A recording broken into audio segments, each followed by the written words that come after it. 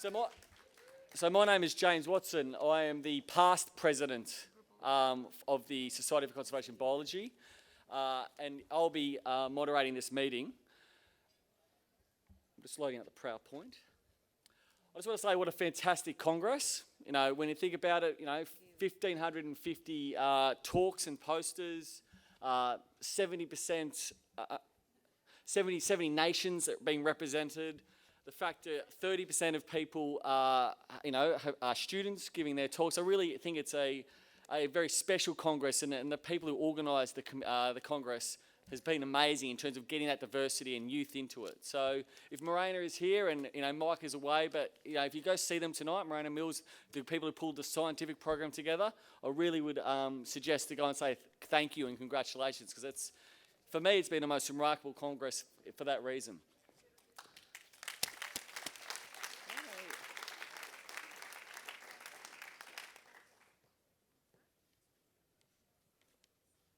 I'm still waiting, because what we have here is Mike Marcia, who is the incoming president, and is going to give us an address. He's actually recorded it.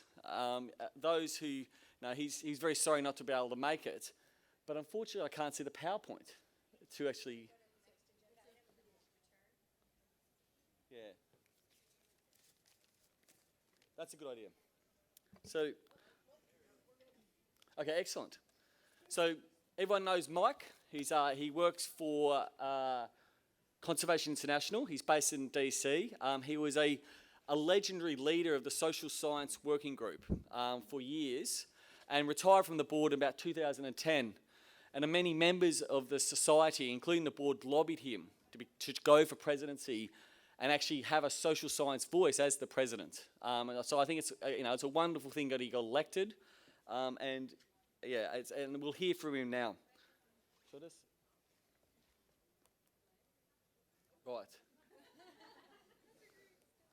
Whoops. Okay. Hi everyone, good afternoon. I hope you've had a wonderful ICCB. So sorry I couldn't be there in person, but I've heard wonderful things about the meeting. Thank you to the staff, to the organizing committee, to the local volunteers, and to all of you. Pulling together a conference of this size is a tremendous challenge. We couldn't have done it without you. And congratulations to all the award winners. Thank you for all you've done for conservation science and practice, and for all that you will do.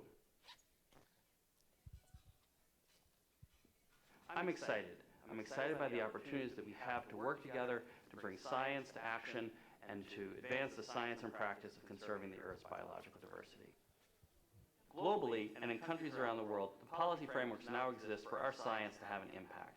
Between the Paris Climate Agreement, the UN Sustainable Development Goals, and the next generation of the Convention on Biological Diversity, we have the systems in place that we need for science to have an impact. Our leadership with the Executive Office and our new Executive Director, Debbie Luke, is strong and visionary, and we're well positioned to lead us to the next level. Our membership is strong and diverse, and together we can make a real difference. Lastly, the recent assaults on science represent not only a threat, but an opportunity to demonstrate the value of our work to making a better planet today and tomorrow. So, what might we do together? I welcome your thoughts, but there are 4 priorities that I'd like to work on with Debbie, the board, the staff, and all of you. First, forward-leaning science. Rather than wait for science to come to us, I think we have the opportunity and the need to help shape the science agenda and to drive science forward. Second, connect science to action. We've had successes in the past, but also frustrations. I want to keep working with the Executive Office and all of you to help better connect the work that we do and the insights we generate to sustain life on Earth to the work and the decisions that are being made around the world. Third, empower the next generation. Conservation is a marathon, not a sprint, and we need to give the next generation of conservation scholars and practitioners the knowledge, skills, and opportunities to lead, particularly individuals from underrepresented groups, whether underrepresented by country, by discipline, or by personal background. Lastly, we need to engage, expand, and diversify the membership. Yes, we're big. Yes, we're diverse. Yes, we're engaged. But to meet the challenges in front of us, we need to go further. With these priorities in mind, I look forward to working with Debbie, the board, the staff, and all of you to translate them into reality. Thanks again to all the organizers. Enjoy the rest of your Congress.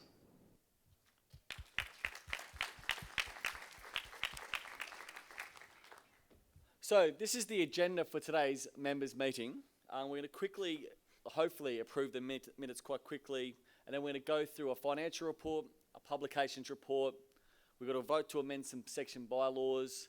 Then it's open up for questions. It's a really good chance for the membership to actually talk to the board and also to the staff around any particular issues you have. We're then going to have the LACA section the Latin American and Caribbean section, really have a talk about what they've been up to and what their plans are for the future. We're going to announce the location of the next ICCB in 2019. We're going to actually talk about registration and have a raffle, open it up for new business and adjourn, and then go straight into the Students' Awards session. I'd like to introduce the Executive Committee of the SCB. So Mike is now the President and he's the Chair of not only the Board but also the Executive Committee. I serve on the Executive Committee and the Board still. I'll move into a governance role. I'll serve on the Governance Committee. If you'd like to volunteer for that committee, please come and see me. And I will remain on the Executive Committee. We have... I don't know. Is this, okay. Yeah. Hi everyone, I'm Heather DeCaluway and I'm currently the treasurer of the board. I've been involved with SCB for about 10 years now. So I'm still overseeing the finances and working very closely with Warren Sander, SCB's CFO, who I have a lot of confidence in. Right, so not on the board, so I'm going to pass the mic. Hi, my name is Merritt Wilkerson. I am the secretary for the Board of Governors. And actually, like Heather, I've also been involved in various parts of the society for a decade. Hi, welcome everyone. I'm Adina Marylander. I'm the new president-elect. And what that means is that in 2 years, I'll chair the board. And it also means you chair the conference committee right now. So if you've got any ideas about conferences, Adina is the person to contact. Okay, so quickly to the minutes. So the minutes are posted on the website. It's just a formal process. This is a formal meeting. So I'd like to someone to pass a motion to move the minutes. Okay, any seconds? Second, I'd like to open it up for discussion. There appears to be a huge interest. So I don't think we need a vote. We'll go backwards. Is there anyone who don't want to approve the minutes? Any abstentions? Okay, so the minutes have been moved. So thank you for that formal part. So I'd like to hand over to Warren to talk about the finances of society. This is quite informal, so please, if you've got any questions, ask Warren directly. Otherwise, we'll have a question and answer session in about 20 minutes' time.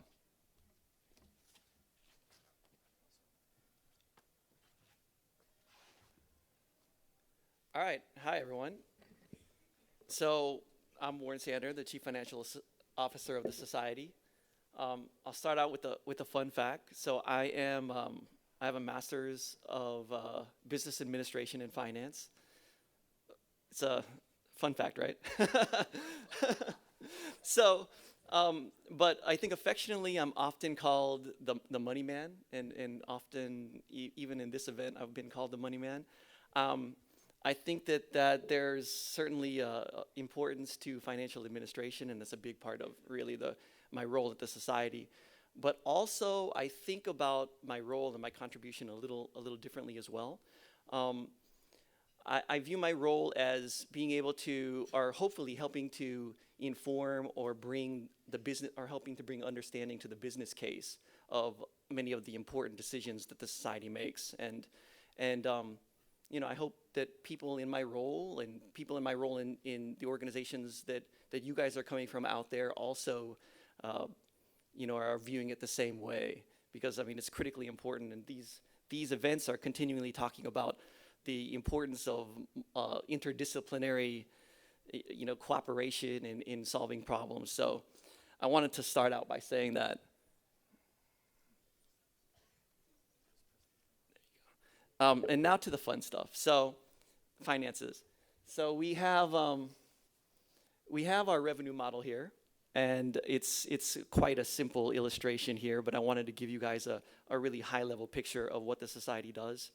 So all of these little circles here are kind of fruits on our tree. So this is, what really generates revenue for the society. So we have the journals, membership, conferences, and fellowships. I would say that's probably the core things. And then, of course, we have grants and donors and this other bubble. All of these things are of importance to society, and we certainly have, I think we have a great deal of stability in what we do, but there's certainly room for improvement as well. All right, and this is kind of a more granular level here on your left-hand side. So it's our statement of activities. Hopefully, or you may be able to see it since we have these really cool large screens.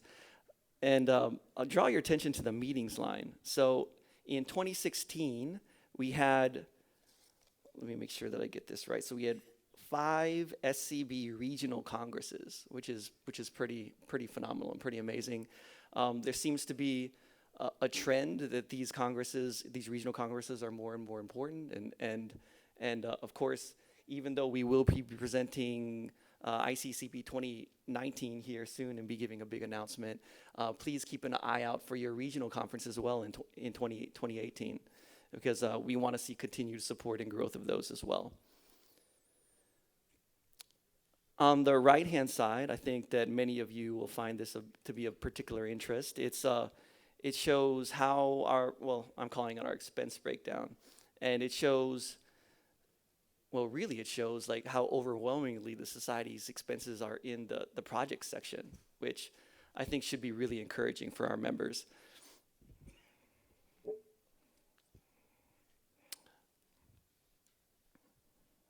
And so finally, like I said, I'm keeping it really high level here. Well, you know what?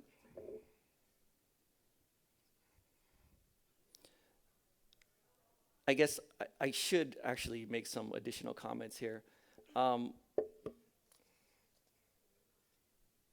going to see here at the change in net assets lines, it actually shows a negative 250,000 thereabouts.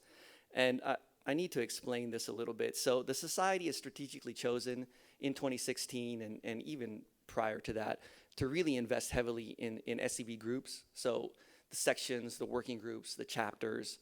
And I think this in an overwhelming majority of this is reflecting that. So the society is committed to continue its globalization, the commitments to these type of groups. All right, and now finally, so this is a graph of our designated reserves, which again I think should be encouraging. So right now, as of June 30th, 2017, our investment account held a total of 2.2 million, around that amount. And I think what this says is that the society is well positioned to continue, in the near future. It's stable. The questions that I imagine that you have is, how's the society doing?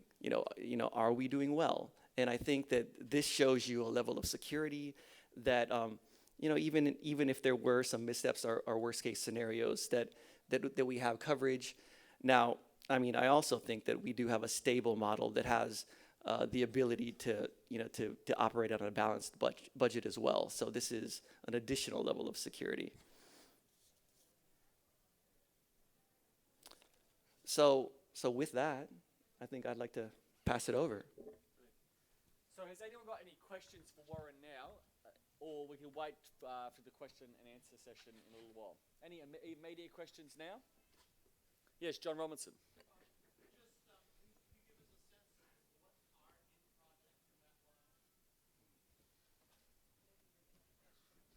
So the question was, what are the projects in the projects line, I believe. So great question. And so it's really the catch-all for everything that the society does, almost, except for, can I?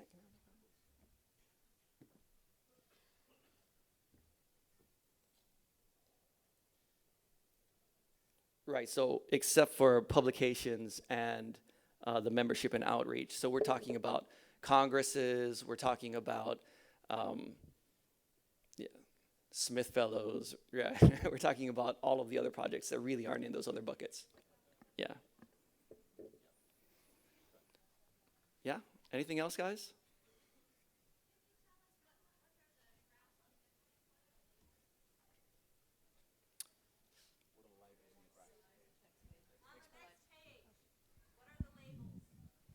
Oh, at the bottom? No, at the top, under BDR. Oh, great. Yeah, this was an important part to pick out. So the the clear circles are probably the ones that are of more significance here. It's the one that's showing the values, the value of holdings now. The black circles are the ones that are showing the cost basis. So, you know, approximately the value of how much it cost us to purchase the investments. And I want everybody to know, I'm happy to talk about the details of all of this. It's probably better that we talk about them offline.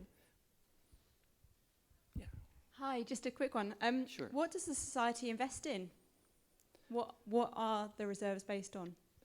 So the society has chosen a combination of equities and bonds. And if you're asking specifically what those equities and bonds are, I can certainly, I mean, talk to me afterwards and I can send you the list of equities. And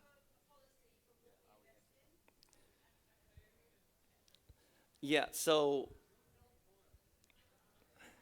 right.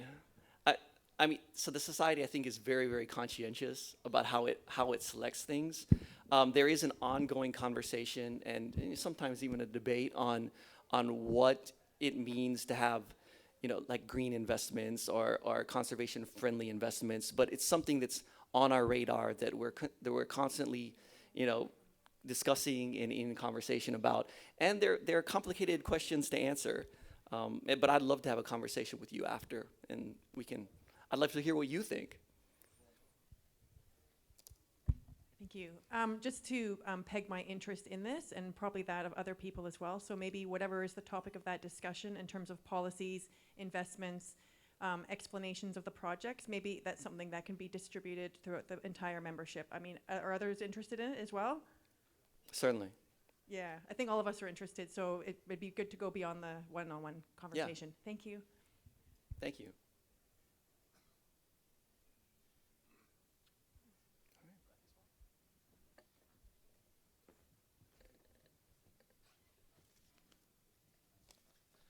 Look, thanks very much. I think a few key points in that. So that is a really important point. Where do we invest our money?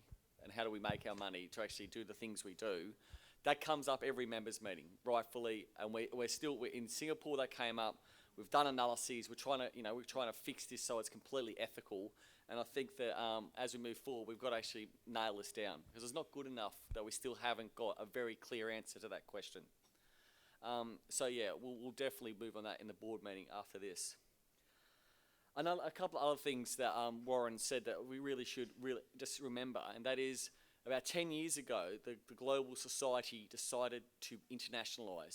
So the power really of the society is not just within one section, it's within all the sections. So the sections get now money to do the things that they want to do. And right now, congresses, individual section congresses really are becoming the lifeblood of the society in between the ICCBs.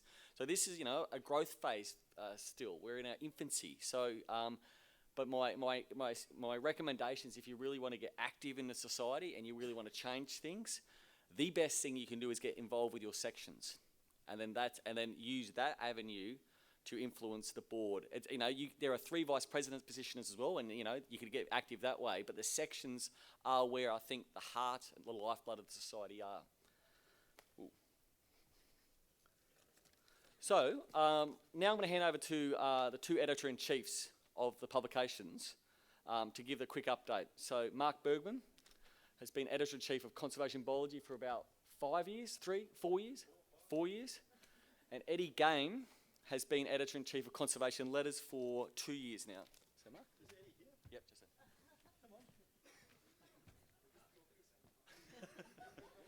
Yeah, we can. We can talk at the same time. We'll use the same words. I'm not going to say much. The Society of Conservation Biology flagship journal, Conservation Biology and Conservation Letters, conservation biology, I speak for Ellen Main and Frith Jarrett that we really love doing the job. It's the thing that we enjoy. I do a lot of different things, but this is the thing I look forward to the most, and I find it therapeutic, cathartic, immensely enjoyable. So I appreciate, and Frith and Ellen appreciate the trust that you invest in us in doing this job. The journal's submission rates remain high. The focus of the journal has shifted over the last 3 or 4 years. We've embraced many more submissions, and we've published many more papers that are relevant to economics and social science. I think the emergence of those disciplines in conservation biology is a signature of the publication profiles recently. The submissions that we see are consistently wonderful. We do, the journal Conservation Biology, the single most common reason for a paper not to be published is that the material is too narrowly focused. It does not mean that that work isn't excellent, and it does not mean that that work should not appear. In fact, almost all of the papers that are submitted to us should appear in an appropriate journal. We receive 1,000 submissions, and we publish maybe 200 some papers. And the ones that mostly are not published are those that are about a very specific location, a particular species in a particular location, and the intervention that was successful or unsuccessful for that location. That will be of passionate and great interest to the 20 or 30 or 50 people who are particularly interested in that problem, and of relatively little interest to others. And this is it's a vice that we sit in, but it's the one that our publication policy has adopted as its working model. But there are lots of other avenues, and I know that we'll hear more later about new journal offerings that might fill that space, a cascade journal that might appear in the near future. Anyone got any questions about the journal? Anything that I can tell you that you'd like to hear about? Yeah, there's a question.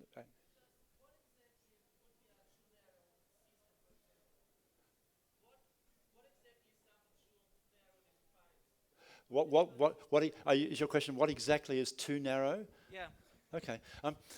For example, if I'm studying koalas on the western slopes of New South Wales and I want to explore the consequences of an intervention to either enhance or to modify population dispersal rates, it's of great interest to mammalogists perhaps, it's of even greater interest to people who work on, and so on. You can see that, however, there is nothing about that study that would be transferable and that would enlighten the broader community of conservation biologists. We want papers that would interest most people in the room. Okay. Oh, sorry.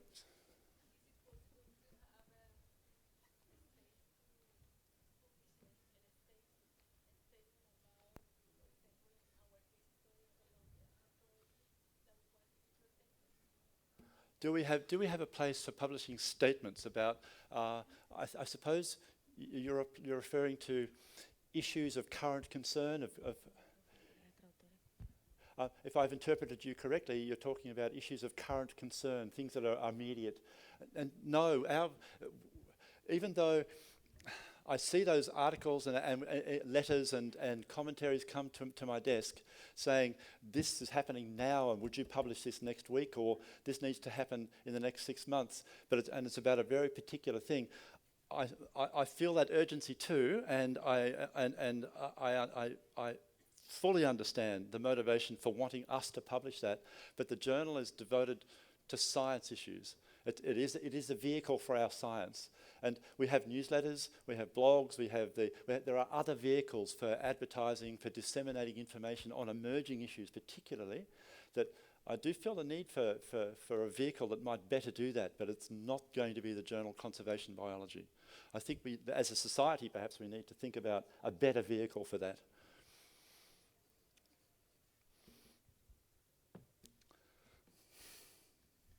I think I'm done. I'll stand here with you. Do. Thanks, Mark. And I should add too that I think for the first time, perhaps ever for the Society, the two journals are really functioning well together. Conservation Letters has has kind of narrowed its focus on policy, publishing policy and practice relevant science. And one of the things that has enabled that I don't think we anticipated initially was that we received submissions that are great submissions that are actually better suited for our sister journal. And we now have all the mechanism behind the scenes to transfer papers together. So we definitely have a more cohesive set of journals than we've had in the past. I need to immediately thank my senior editors, Harini Nagendra, Mark Schwartz, and E.J. Milner-Galland. I think you know most of them. I definitely couldn't do this job without them. They really all act like editors-in-chief, and they bring both a wonderful expertise and geographical representation to us. And thanks to the editors on this journal. There's not that many of you here, but as a society, I want you guys to recognize that these are unpaid positions, and people really put a lot of time and effort into making sure that these flagship journals for the society are a source of pride and advance the mission of the society. Thanks to Wiley, deserve them thanks too. You know, they've been a committed partner. They're excellent to work with, and I echo Debbie's comments from this morning that, you know, that's a big, you know, I can see it's awkward sometimes for you know, mission-driven academic societies to be in quite a serious partnership with these big, behemoth, profit-driven companies. But I can tell you that my interaction suggests that Wiley really does care about the society and is committed to it. Like Mark, our submission rates remain strong. Most of you probably know that in 2015 we became an open access journal. That means all of our papers are freely available for everyone to read. It's gold standard open access, but it does come with a charge. People have to pay for those publications, authors, someone has to pay for it. And Wiley had prepared us for a drop in submission rates. That's typically what they see in an open access switch. We saw the reverse. We saw a pretty substantial increase in submission rates. We saw them go up again in 2016, and we're on track in 2017. So things are looking really healthy for the society. Our papers come from all over the place. I want to, you know, congratulate the board and the society for this internationalization, if you like, because we get about 30% of our papers from Europe, about 30% from the US, a little more from Europe actually than the US, which is a change over the last few years. A bit over 10% from Asia, a bit over 10% from Oceania, and a bit under 10% from Latin America and Africa. So we have some work as a society to bring up, particularly Latin America and Africa, and that's something we're thinking about as a journal. I should notice that the Latin American content in the journal can be a bit misleading because we actually publish much more than 10% from Latin America, but I notice a lot of those authors are actually based at North American institutions. There's one thing that I need your help with before I go, and that is that, you know, people, when you have an open access journal, there's a charge to it. And we know that charge, although cheap, and to put it in context, SCB members receive a 20% discount, which makes it a cheaper journal than PLOS ONE to publish in. And PLOS ONE's considered a very cheap journal. But still, that we appreciate that is going to be beyond some people without institutional support. So I want to make something really clear. I need your help distributing this message. That is our very firm policy at Conservation Letters is that ability to pay will never be a barrier to publishing science in our journal. It says it right there on our website, and I know that message hasn't necessarily been out, so I'd love your help in trying to make sure that message gets out. If you're an author from a least developed state, you automatically get a waiver, and if you're not, then you can just write to me as the editor-in-chief. And I think I'll stop there and happy to take questions as well. Or is there a question and answer session now, is it? Or? Okay, why don't we happy to take a couple of minutes of questions. And I should say we want to hear from you guys as well if you have any concerns, suggestions. We're always thinking about how we can improve the journal, so feel free to write to me, and I'm sure Mark feels exactly the same. Any questions about Conservation Letters? Is anyone publishing Conservation Letters? Okay. If you don't mind, I actually forgot, and Ellen and Frith reminded me when I tried to sit back down. Can you both stand up so they can see you? Because you might probably, these are the real editors, and they do all the work, and they're actually the boss. So be nice to them. They'll be nice to you. They asked me to ask. We are in need of a social media editor, It's a voluntary position. It would suit a young person who actually tweets. I've never tweeted in my life. I hope never to tweet. But I know some of you do. And if you're that kind of person who likes to get on social media, we need somebody who will be that little engine for us. It's not a very onerous job. You are a member of the editorial board, your name goes on the journal, and it looks great on your CV. And so if you're that kind of person, Ellen and Frith would love to meet you and talk to you. And if you want to speak to someone who's been in that role for 2 years, Megan Evans, you want to Megan's been the social media editor at Conservation Letters for the last 2 years, so feel free to chat to her about exactly what that role would involve. Yep, and it's a fabulous role. And finally, I'm sure this goes for Conservation Letters as well. We will look to recruit handling editors. It's a job that, again, is an excellent way to begin a journey into the world of editing, and it's part of your job to both review papers and to handle them as an editor is a wonderful privilege. We would like to recruit more people. We refresh our editorial board at the end of the year, typically at the end of the calendar year. People leave, people have babies, people go look after babies, all sorts of things happen. We are looking to recruit primarily. We would like to diversify the composition of our editorial board. So if you happen to be from Australia or the United States, don't not apply, but we're looking for people who are not from those countries, ideally. If you're from Africa, South or Central America, from Asia, and you feel like you want to be an editor, a handling editor, please come and see me or come and see you. And we will of course want to see your CV. But with a little reflection, we would love to recruit people to become handling editors. So don't hesitate to contact us if you have that inclination.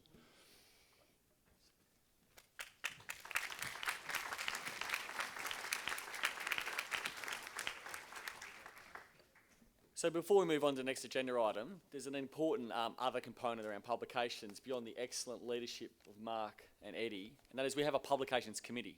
And Sarah Reid, you're the Vice President. So you want to stand up? This is Sarah. Sarah, she's the Vice President. So if you are concerned or if you want to get active within the Publications Committee, and Mark Swartz chairs it, that's right. So yeah, that is actually critical. You represent it on the board. So if you want to get active, please approach those people and really, we're encouraging people to attend these things. Mark Bergman alluded to it, but one thing that's going to be probably the most prominent discussion of the board meeting tomorrow or the next day is whether we take on a new journal, a cascade journal, which filters those papers that are excellent but just don't actually make it in both conservation biology and conservation letters to go into a new journal. And I think that is that's something that as the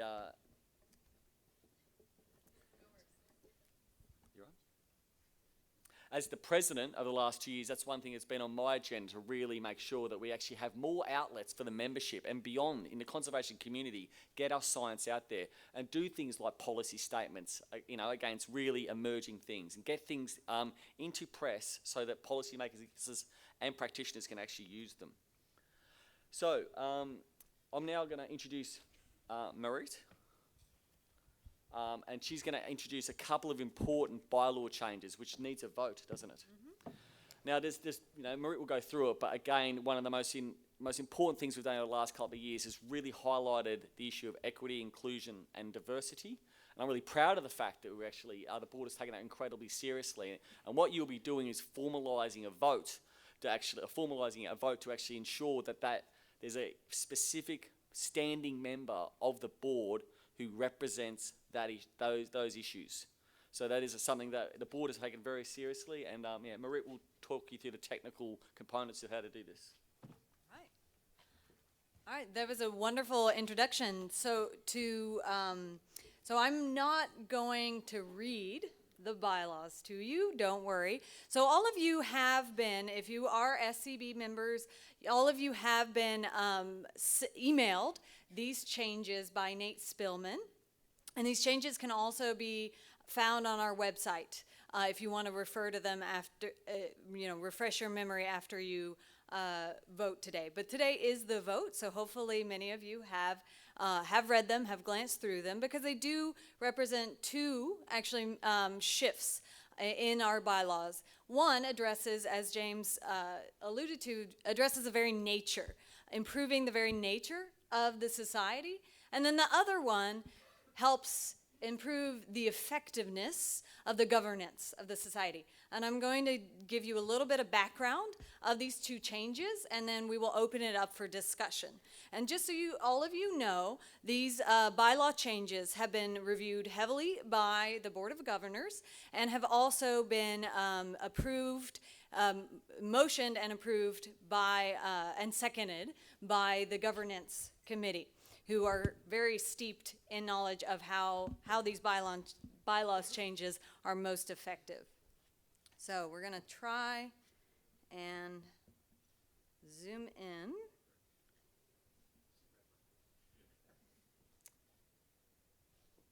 So would you mind assisting me in zooming in? So this is the first substantial change. Is the Equity, Inclusion, and Diversity Officer. Can y'all read? Is that clear enough? Can you read it better? Okay. All right, thank you. Okay. So you can see that, so in the bylaws, just so for the folks who are not fully familiar with the format of the bylaws, all the bylaws for the officers, all the members of the Board of Governors always have a list of their title and then what they are charged with. So you can see here is the insertion of the Equity, Inclusion, and Diversity Officer. So that's a first major change.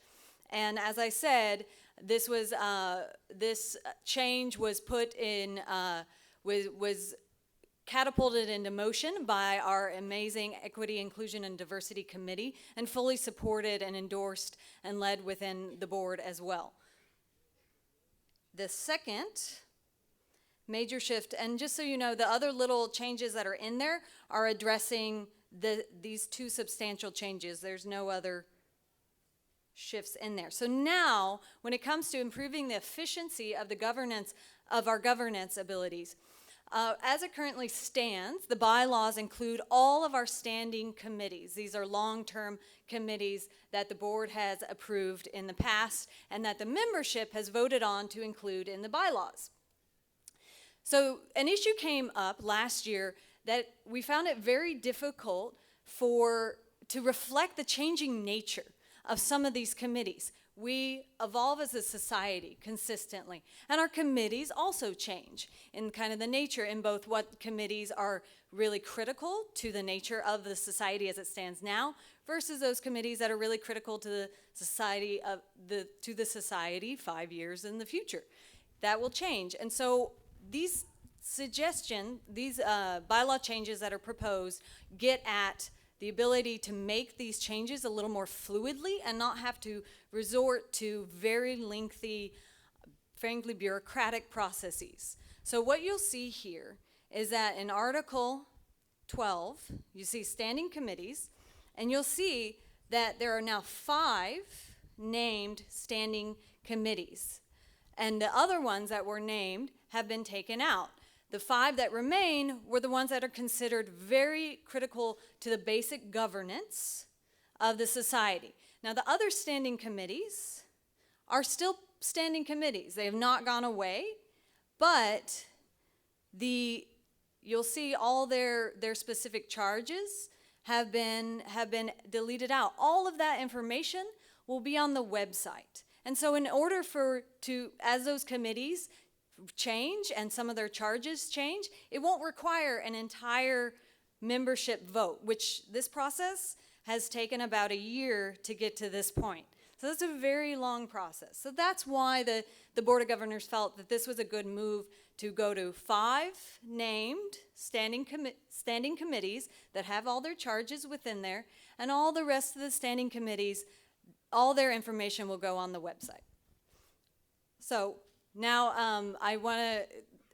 now we can get to the discussion and questions about this. So again, this motion has been moved and seconded already by the Governance Committee. So please, discussion, questions about any aspect of this. Kate?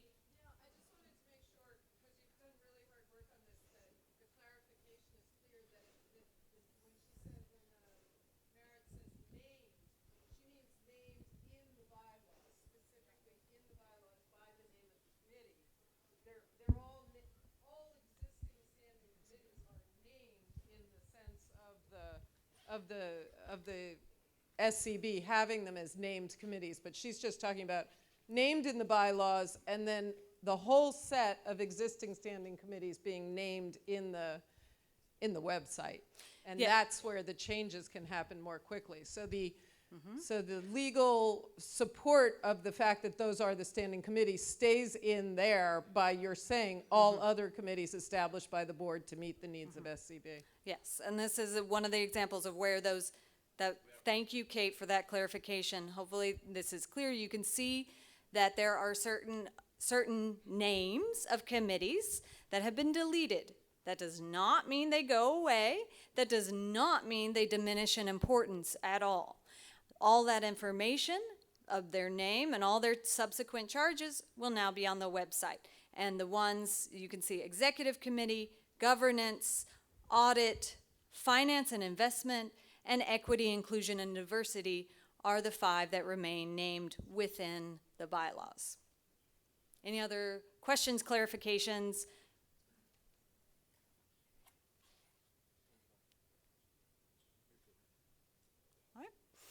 All right, so we're gonna, because this is a large assembly, we will move to the vote. So any who oppose, please say nay. Oh, well, so the motion, the motion was made by the Governance Committee and seconded within the Governance Committee. That's how it came to us. So thank you for that clarification, though. So any opposed, please say nay. Okay, sorry, I'm going on the advice of the, all right. Who would like to motion? All right, second? Thank you. All opposed, please say nay. Any abstentions? Thank you. All those in favor? Yeah. I didn't need to do that, but I like to do that. All right, thank you all so much. Thank you, Marit. That's a really big thing to do, to change the bylaws, and it's such a positive thing to do. So I want to thank Paul Beyer, who's been chair of the Governance Committee for now 4 years. Thank you.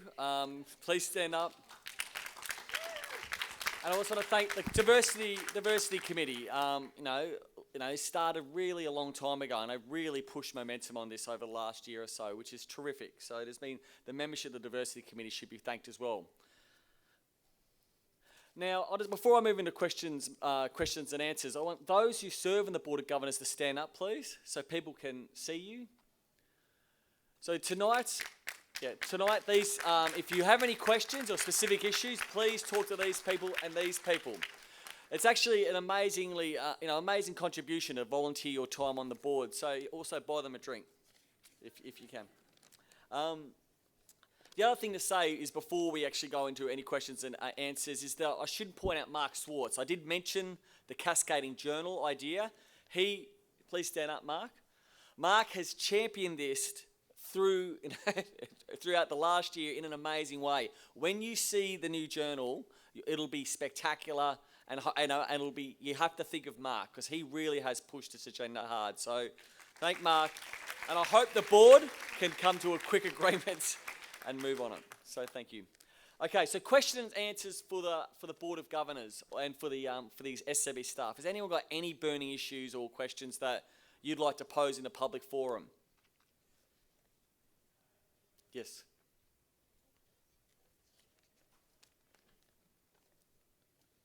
Just a question about the procedure for the meetings when you have, like in our case, a statement that we are usually needed the support of the whole society.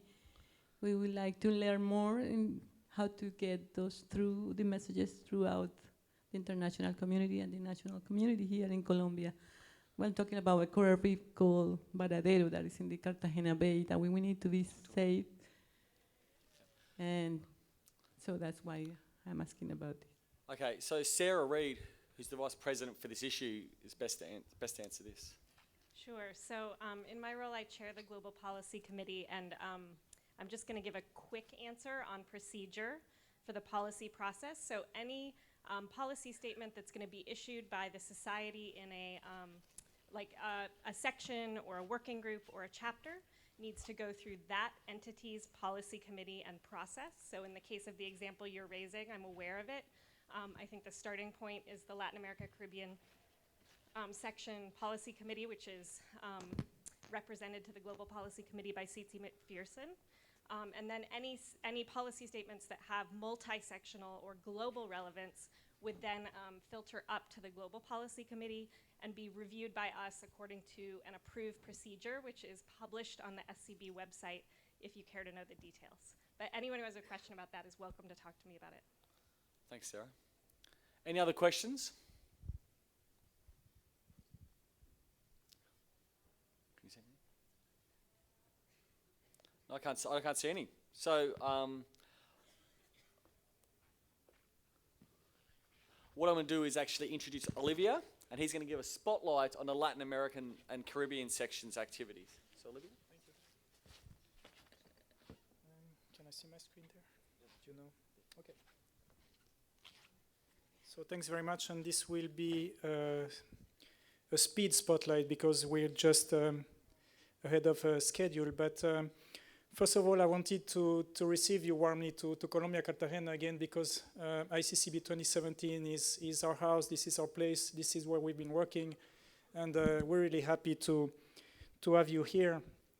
And so this is the board of directors. We're currently 9 different board members from different countries.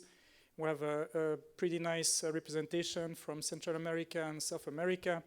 There's a gender equality almost. And we're very happy that we have more board members from the Caribbean. So if any one of you are here in the room, please can you stand up so people can know you.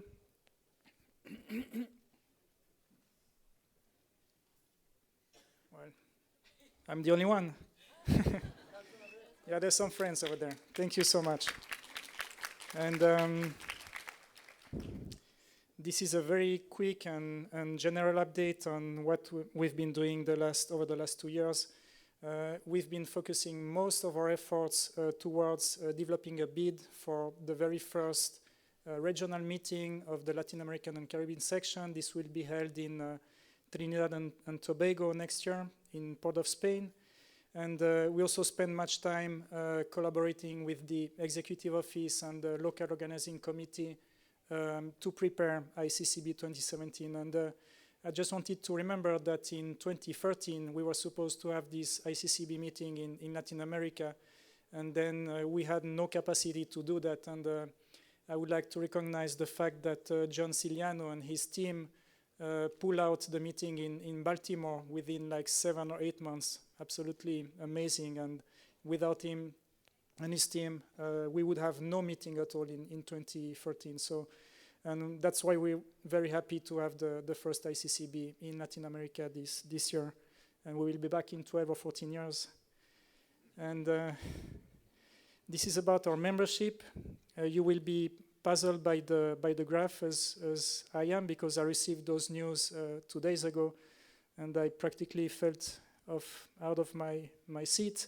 I was standing up with a beer, so that was not too bad. But you can see the membership by countries, and the United States has the most LACA members, 330. So it's quite interesting, of course. Most of those 990 members have been drawn by the ICCB here in Colombia, and I think it reflects the interest of people from other continents that have their relationship and research and conservation projects here in the region, and this is really heartwarming.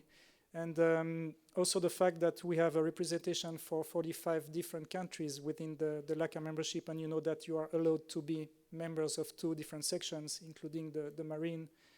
So Colombia, of course, 173 members, which is great news because we're exactly setting up a new Colombia chapter.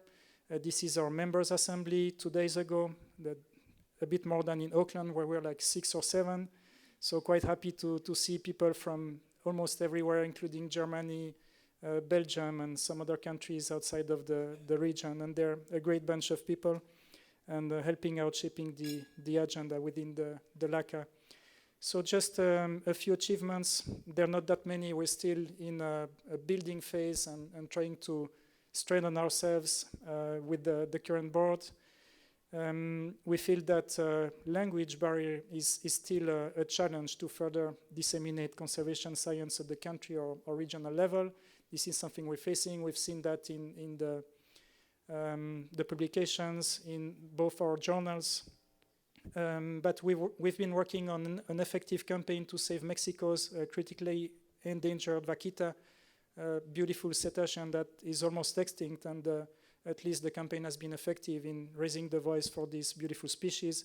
And we're currently working to help Colombia stakeholders to issue a new statement on dredging impacts on coral reefs in Varadero. And this is an ongoing work. And this year we were able to award 4 different awards to students working in different parts of the region: Antonio Ruiz, Nicole Smith, Juan David Carvajal Quintero, and Diana Villanueva, with very exciting and interesting projects in the field. And as I said, the Colombia chapter is being created, as well as the Southern Cone chapter, and there is a Chile chapter in the process that we hope to see coming to fruition very soon. Just 2 issues that I would like to tackle a little bit, and that have to do with the global SCB, is that we will continue to advocate for greater diversity, equity, and inclusion and cultural competence at the SCB boards of governor level. The new appointment for a vice presidency is a great step forward, but we still have a lot to do in that field. Working languages of the SCB, I think that English is not enough. We need at least 2 other languages, and of course we are aware of the budget constraints and many difficulties, but if we truly want to be global one day, we will need to incorporate those languages in one way or the other. And just very exciting, finishing to invite you to the very first and next LACA regional meeting next year in July. This will be held in Port of Spain in collaboration with the University of the West Indies in July 25 and 27, just after the North American meeting. So you might prepare your trip, go to Toronto, and then straight on to Port of Spain. That would be nice.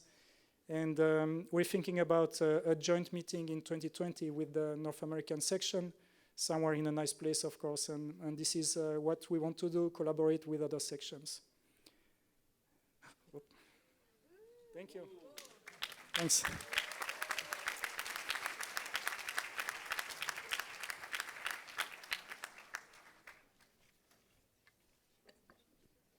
All right, so this is when I take over. For those of you that still haven't met me or seen me running around, I am the conference coordinator for the International Congress for Conservation Biology for the Society. And we've been working really hard to plan ICCB 2017, but I haven't also forgotten that in 2 years we need to move again. So we have been planning ICCB 2019 and really wanted to be able to tell you today where we were going to go. The plan is Asia. Have any of you guessed where we're going? Any ideas, any suggestions, any motivation? Holidays? No? Okay, that's all right. So,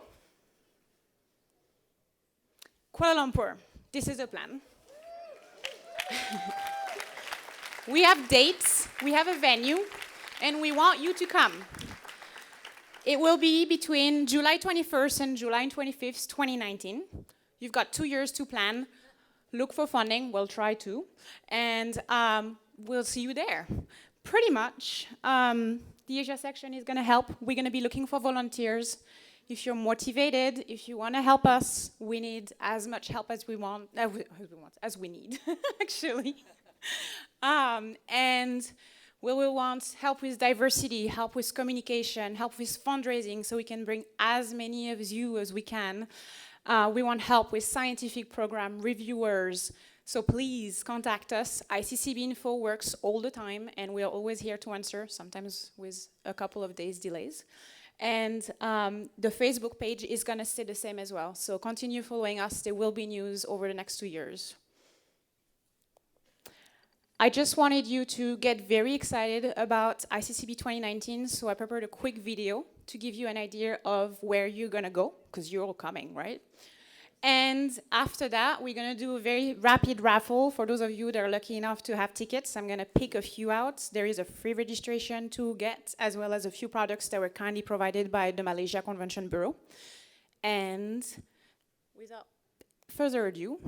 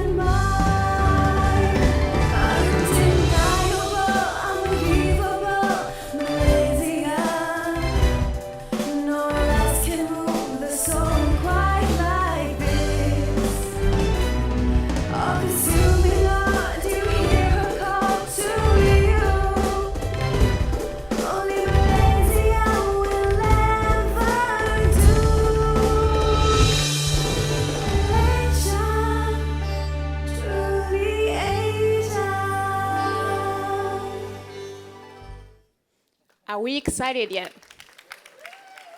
All right. Who wants to win a free registration? I see many hands up. Okay. First, I have a few key products. First number, 847182. Are you in the room? 847182. Woo, please come on up.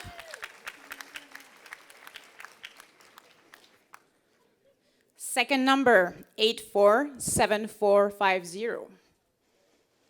847450. Anyone? No? Next number. 847459.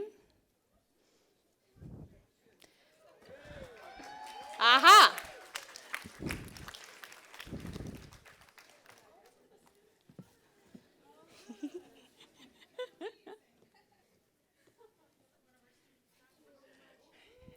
So we're very happy because she's one of our student photographer, and she's getting a present for all the help she's provided us as ICCB 2017. I swear I did not do it on purpose. Next number, 847182. 847182. Absolutely.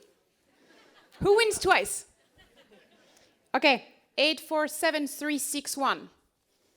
847361. Over there. I'm trying. 847480. 847480. No. Aha. I think we have a winner over there. No? Okay. False joy. 847444. 847444. Aha. Continuing. 847442. 847442. Ah, over there. How many more do we have? Hey, to Yenny. We got a lot of presents from Malaysia people. 847332. One more. 847604. 847604. Aha. 847475. 847475. Anyone? Nope. Over there. 847270.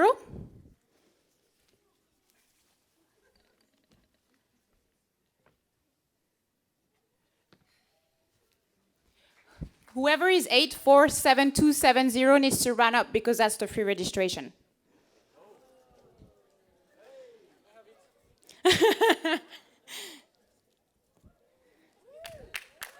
Thank you very much, everyone, and we hope to see you at Kuala Lumpur in 2 years.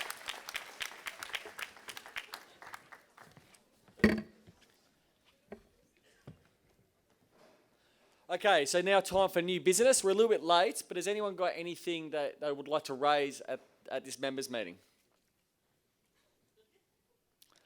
No? So I want to thank those who turned up. 340 people turned up. By far the biggest members meeting we've had at this society. So congratulations and thank you. And I'd like to hand over to Jackie, who's going to be doing the student awards. And as she comes up, I just want to say thank you. I've been your president for the last 2 years. I've really loved it and been honoured by it. So thank you very much.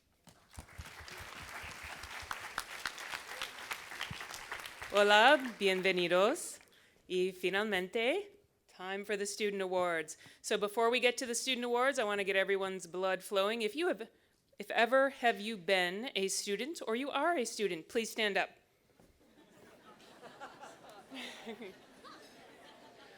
Very good. You can see that students are important to this society. Please sit down. Okay, and one more time. If you have ever helped a student or assisted a student, please stand up, or advised a student. Okay. Okay, please sit down.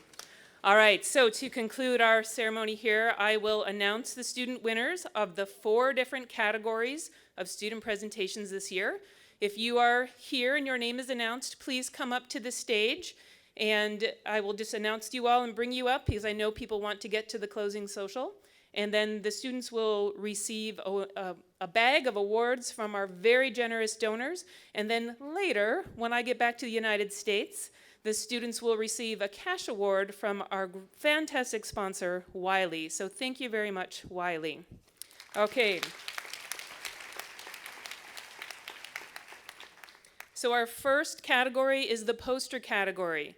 The outstanding poster presenter in this category was Robin Shaw. Robin, please come up.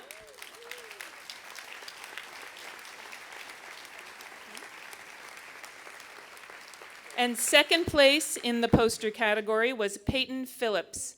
Peyton, if you are here, please come up. Okay, I do not see Peyton, so we'll move on to oral presentations. The outstanding student oral presentation, and in this category, actually all the categories, they were very, very close in their scores. But the outstanding student was Ruben Palacio. Ruben, if you are here, please come up.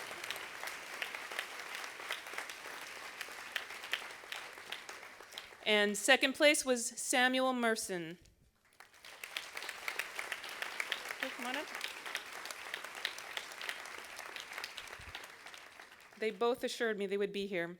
Okay, our third category is the speed talk category. Okay. Oh, please stay up here if you are a student winner. And the outstanding student presenter in the speed talk category was Charlie Outhwaite.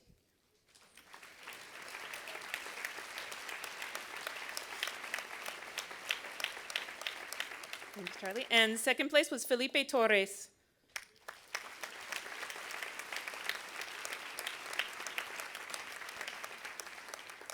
One last category, the Knowledge Cafes, the outstanding presenter, and this was determined very late in the day today, so they may not be here, but Melissa Voigt was the outstanding Knowledge Cafe presenter.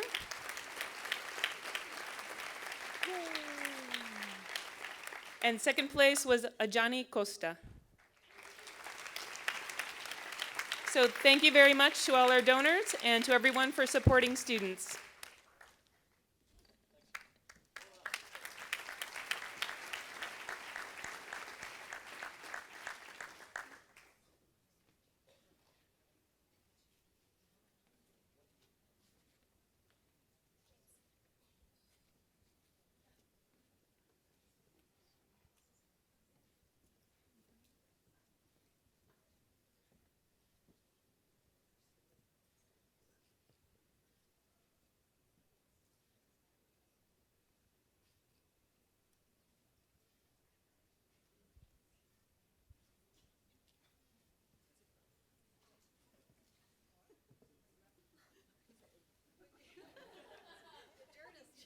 sorry.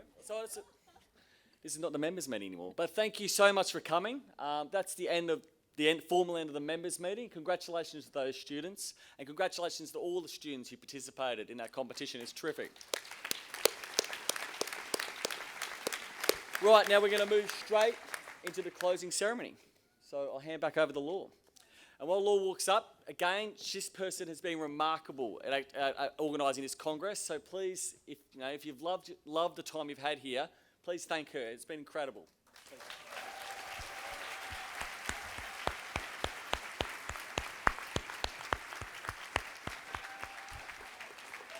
Thank you. All right.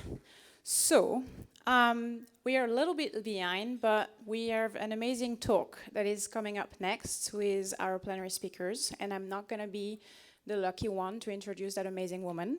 I'm going to introduce another great woman. I would like to welcome on stage the chair of ICCB 2017 Development Committee, who is also the executive director of the Foundation Natura in Colombia, Elsa Matilde Escobar.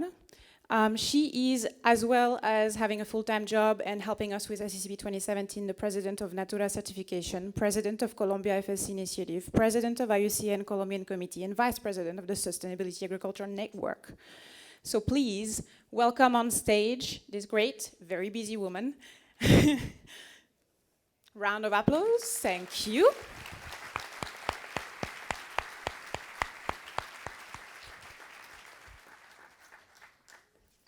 Muchas gracias. Yo voy a hablar en español.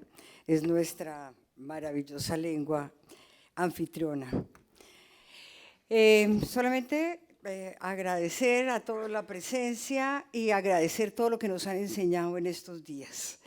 Para cerrar esta ceremonia, este maravilloso congreso, nos va a acompañar Julia Miranda. Julia Miranda es abogada especializada en Derecho del Medio Ambiente. Actualmente es la directora de Parques Nacionales Naturales de Colombia, puesto que ocupa desde el 2004.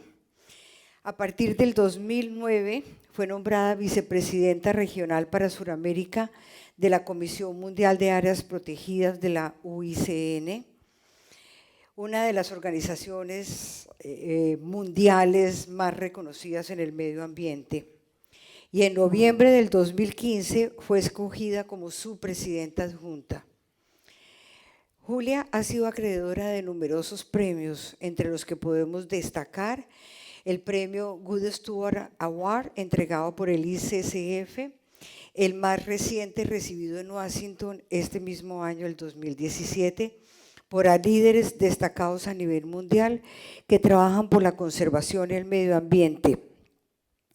Igualmente, este año recibió, a nombre del Congreso de la República de Colombia, el reconocimiento a su continua labor por la protección del medio ambiente y los parques nacionales naturales. Esta orden le fue impuesta el pasado 3 de junio del presente año. Pero en febrero del 2016 fue condecorada con la gran Cruz Extraordinaria Orden al Mérito Ambiental, Barón Alexander von Humboldt, por su gestión y aporte a la protección del medio ambiente. También en el 2014 fue reconocida como una de las 10 mejores líderes de Colombia.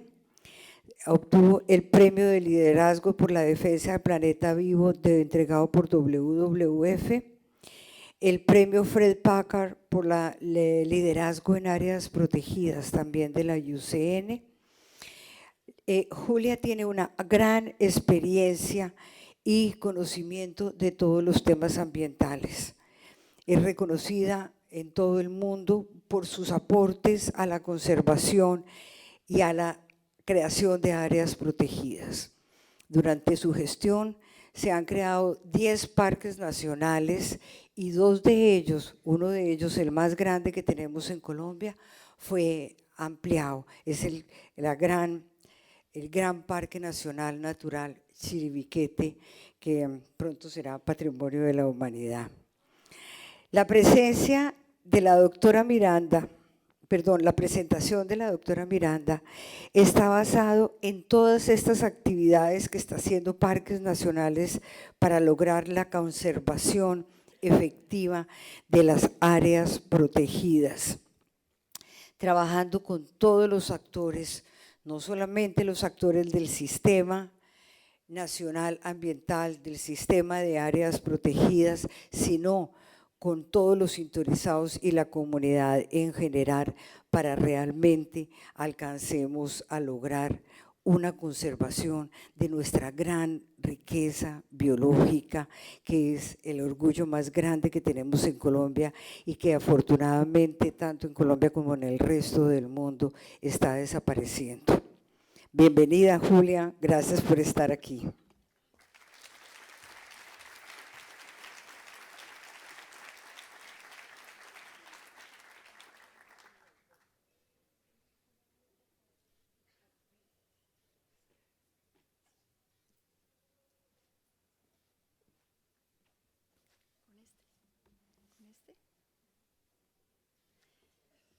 Muy buenas tardes. Muchas gracias, Elsa Matilde, por esa muy generosa presentación.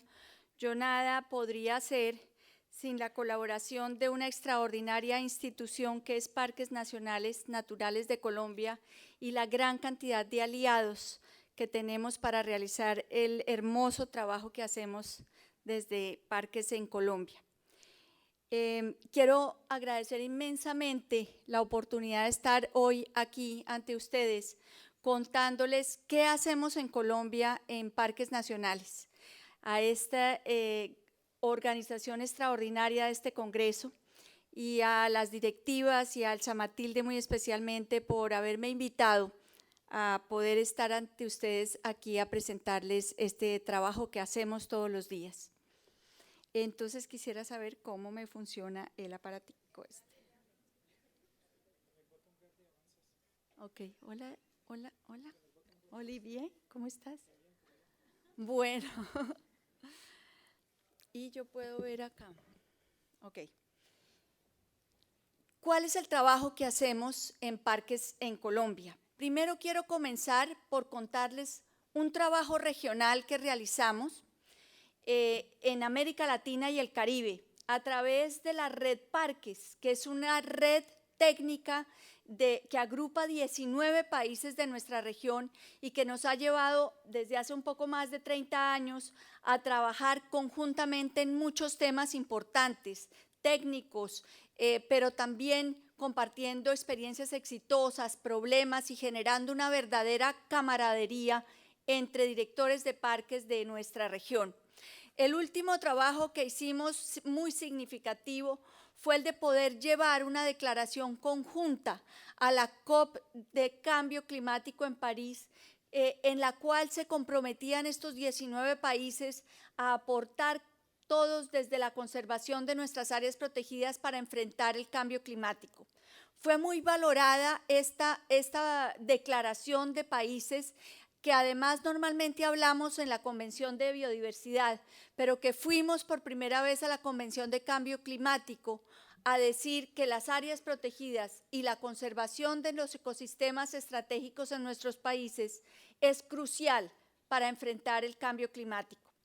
Nosotros tuvimos excelente reconocimiento en París y nos marcó todo un plan de trabajo que estamos haciendo juntos para no trabajar aisladamente en nuestras áreas protegidas. Esto es algo que quería mencionarles como un trabajo de esta región del mundo que ha sido muy importante.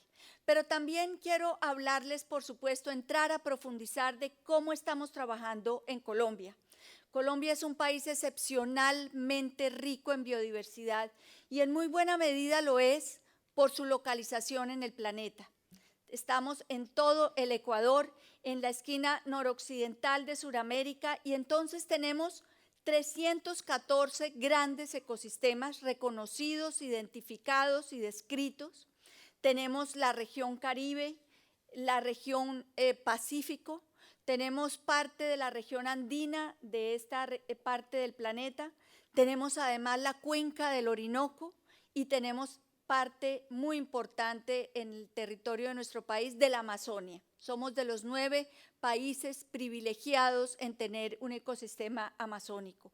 Pero además tenemos extraordinarios páramos, manglares, corales, glaciares, humedales, y esta gran diversidad de ecosistemas y de regiones geográficas generan nuestra gran diversidad en fauna, flora y ecosistemas.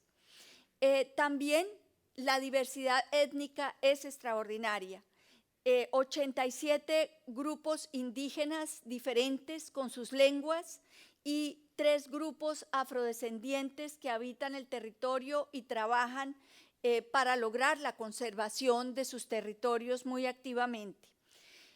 Tenemos, como ya quiero mostrarles acá, un sistema de áreas protegidas que está compuesto por áreas marinas, áreas terrestres, áreas públicas y áreas privadas.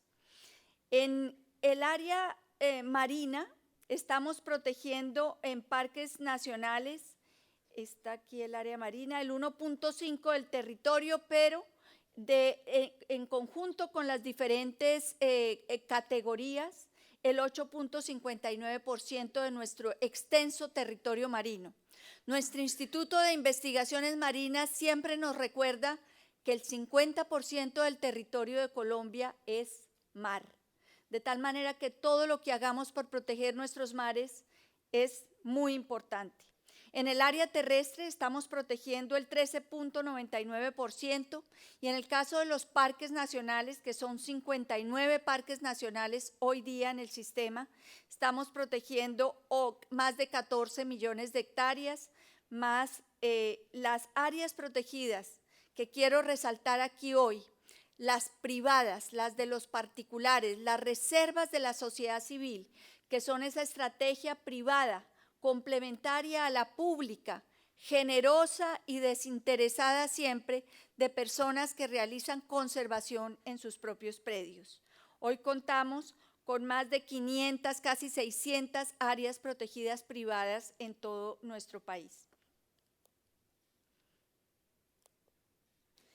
Quiero resaltar que Colombia tiene un sistema legal que nos ha permitido proteger nuestro sistema de áreas protegidas, una constitución de 1991 que establece que nuestras áreas de parques naturales, sean ellos nacionales o regionales, están declarados a perpetuidad.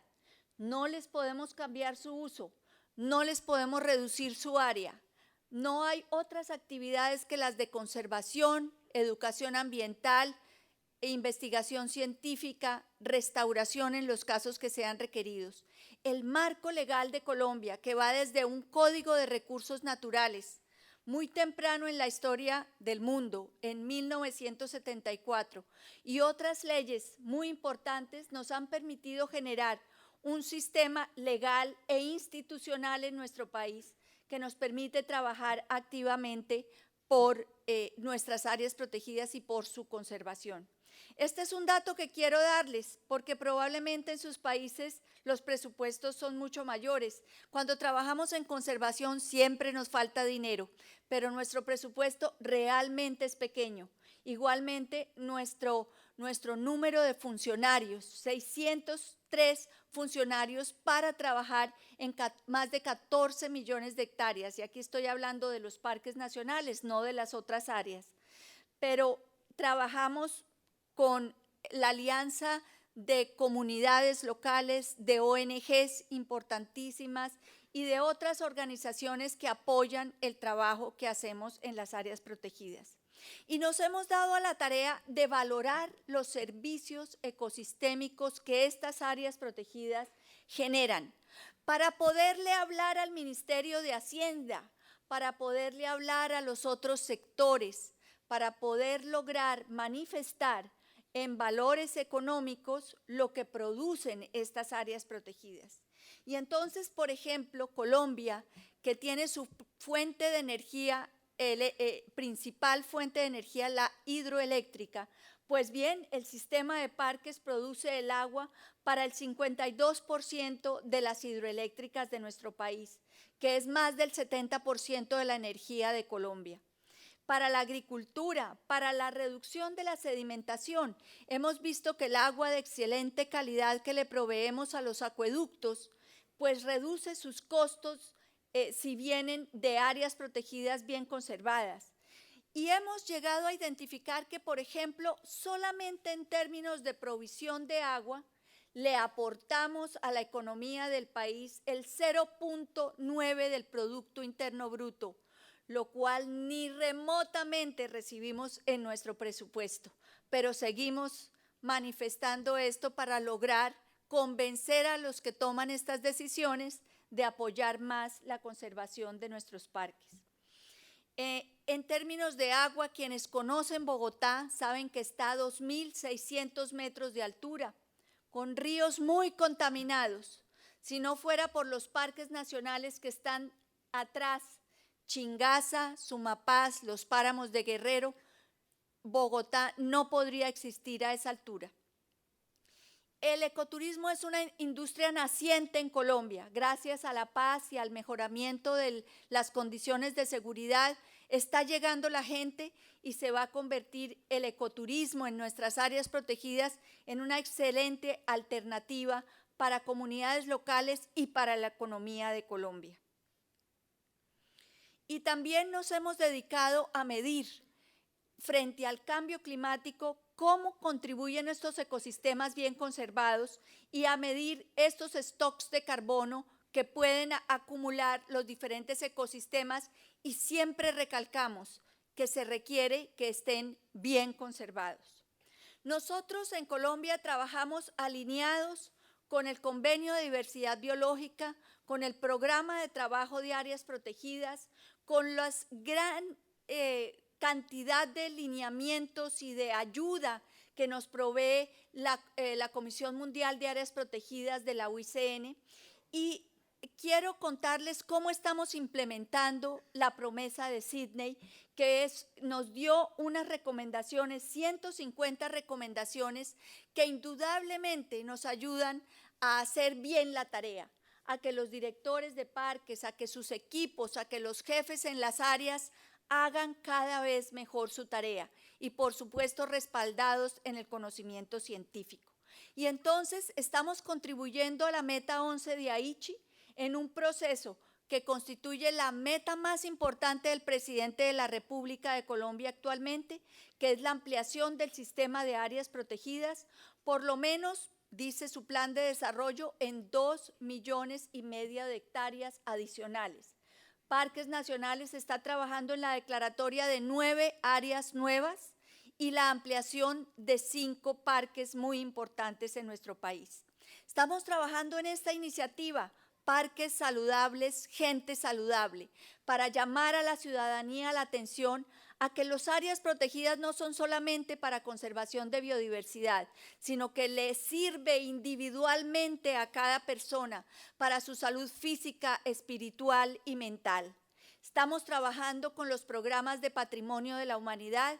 Tenemos 2 parques en este momento que son Patrimonio de la Humanidad, el Santuario de Malpelo en el Pacífico y el Parque de los Catíos en la frontera con Panamá.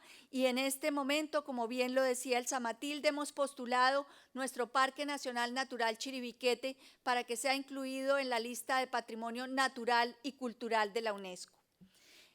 Estamos trabajando también de la mano de la Comisión Mundial de Áreas Protegidas para establecer grandes, aquí me tengo que devolver, estándares de manejo. No, me fui.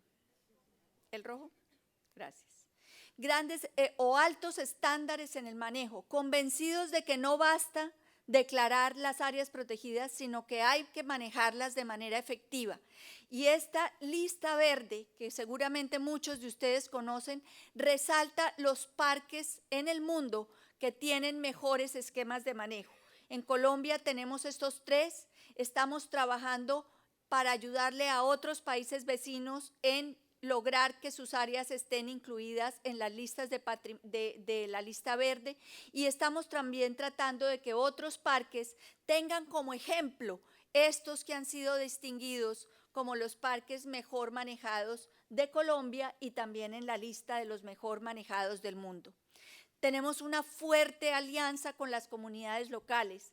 La Constitución de Colombia ha reconocido a las autoridades indígenas como autoridades públicas, y aquellos resguardos o tierras de los indígenas que están encima o traslapadas con parques nacionales, hacemos un manejo conjunto de estas áreas, lo mismo que las áreas en donde hay comunidades afrocolombianas y tienen sus territorios colectivos, trabajamos con ellos de la mano. Son 82 pueblos indígenas, como decíamos, y ahí en el mapa están señalados las 32 áreas del sistema de parques nacionales en donde hay traslape con estos territorios de comunidades ancestrales. Y en Colombia existe una regulación muy importante para el trabajo con las comunidades indígenas, para que hagamos manejo conjunto de estas áreas protegidas, lo mismo que para las comunidades afrodescendientes. Y estamos construyendo toda la relación con las comunidades campesinas que hasta hoy no tienen un derecho de estar desarrollando actividades productivas en los parques nacionales, pero que indudablemente con ellos tenemos que trabajar para poder lograr recuperar las áreas que han sido degradadas por ellos y lograr que ellos tengan una mejor calidad de vida desarrollando actividades permitidas en las áreas protegidas. El ecoturismo en parques en Colombia es, como les decía, algo importante que está comenzando en nuestro país y que tiene un aumento inmenso en los últimos tiempos, pero eso nos implica un mayor reto y responsabilidad para lograr el mejor manejo de este ecoturismo en nuestro país. Y ha habido un gran debate reciente si debemos o no construir hoteles dentro de los parques. Y la respuesta en Colombia ha sido no. No vamos a construir hoteles dentro de los parques. Vamos a promover la construcción de hoteles en las zonas aledañas, pero vamos a guardar la intangibilidad de las áreas protegidas hasta donde más podamos. Sí es deseable que vaya la gente a los parques. Sí queremos aprovechar su presencia para hacer educación ambiental, para sensibilizarlos sobre la importancia que tienen los parques.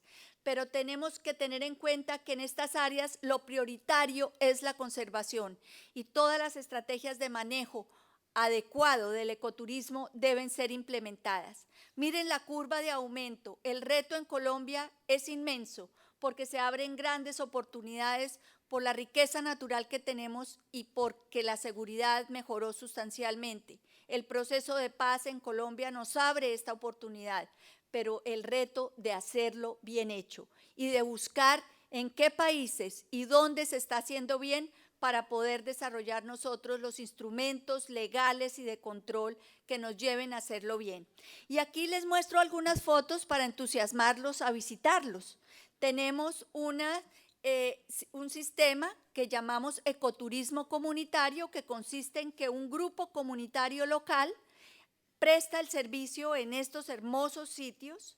Aquí cerca, por ejemplo, está en el Parque Nacional Natural Corales del Rosario y San Bernardo, la Cocotera se llama ese predio, atendido por unas mujeres maravillosas que prestan un excelente servicio. Se los recomiendo para un fin de semana. Y estos otros parques que también tienen grupos comunitarios, pero también tenemos el esquema de concesión de servicios ecoturísticos para operaciones e inversiones más grandes. Esta infraestructura que ustedes ven aquí es una infraestructura construida hace muchos años, a la que le hemos dado mantenimiento. Pero desde el año 2010, Colombia tomó la decisión de que no construiría más infraestructura dentro de los parques y de esta manera solamente lo que es servicios, senderos, centros de visitantes sí podrán estar dentro, pero no alojamientos u hoteles. Camping sí, camping estamos promoviéndolo. Tenemos un programa de voluntarios que ha venido creciendo, le hemos dado gran importancia, de muchos países han venido, también por supuesto de colombianos. Y quiero contarles un poquito de nuestro trabajo técnico. Nosotros tenemos una publicación científica que se llama In Situ. Parques Nacionales es el proveedor, uno de los proveedores a el sistema de información de biodiversidad que maneja el Instituto Alexander von Humboldt en Colombia. Tenemos monitoreo a través de cámaras, tenemos un sistema para subir a la web la información que se obtiene de los recorridos de los funcionarios. Tenemos además una estrategia para manejo y recuperación de especies y tenemos el monitoreo que hacemos, en el cual estamos participando con un programa global que ya les voy a mostrar más adelante, que sirve para montar toda la información en biodiversidad. Este es un ejemplo. Este es el Parque Nacional Natural Chingaza. Estos puntos marcados son puntos de control y vigilancia que tienen un diagnóstico que nos permite utilizar la información para implementar los planes de manejo y desarrollar las estrategias de manejo con las cuales manejamos los parques. Entonces estamos integrando todos los instrumentos de campo con los instrumentos de manejo para hacer del manejo en nuestras áreas protegidas algo real y actual permanentemente. El monitoreo de fauna y las demás estrategias, investigación científica, es nuestro gran interés promover más investigación científica en alianzas con universidades, con ONGs.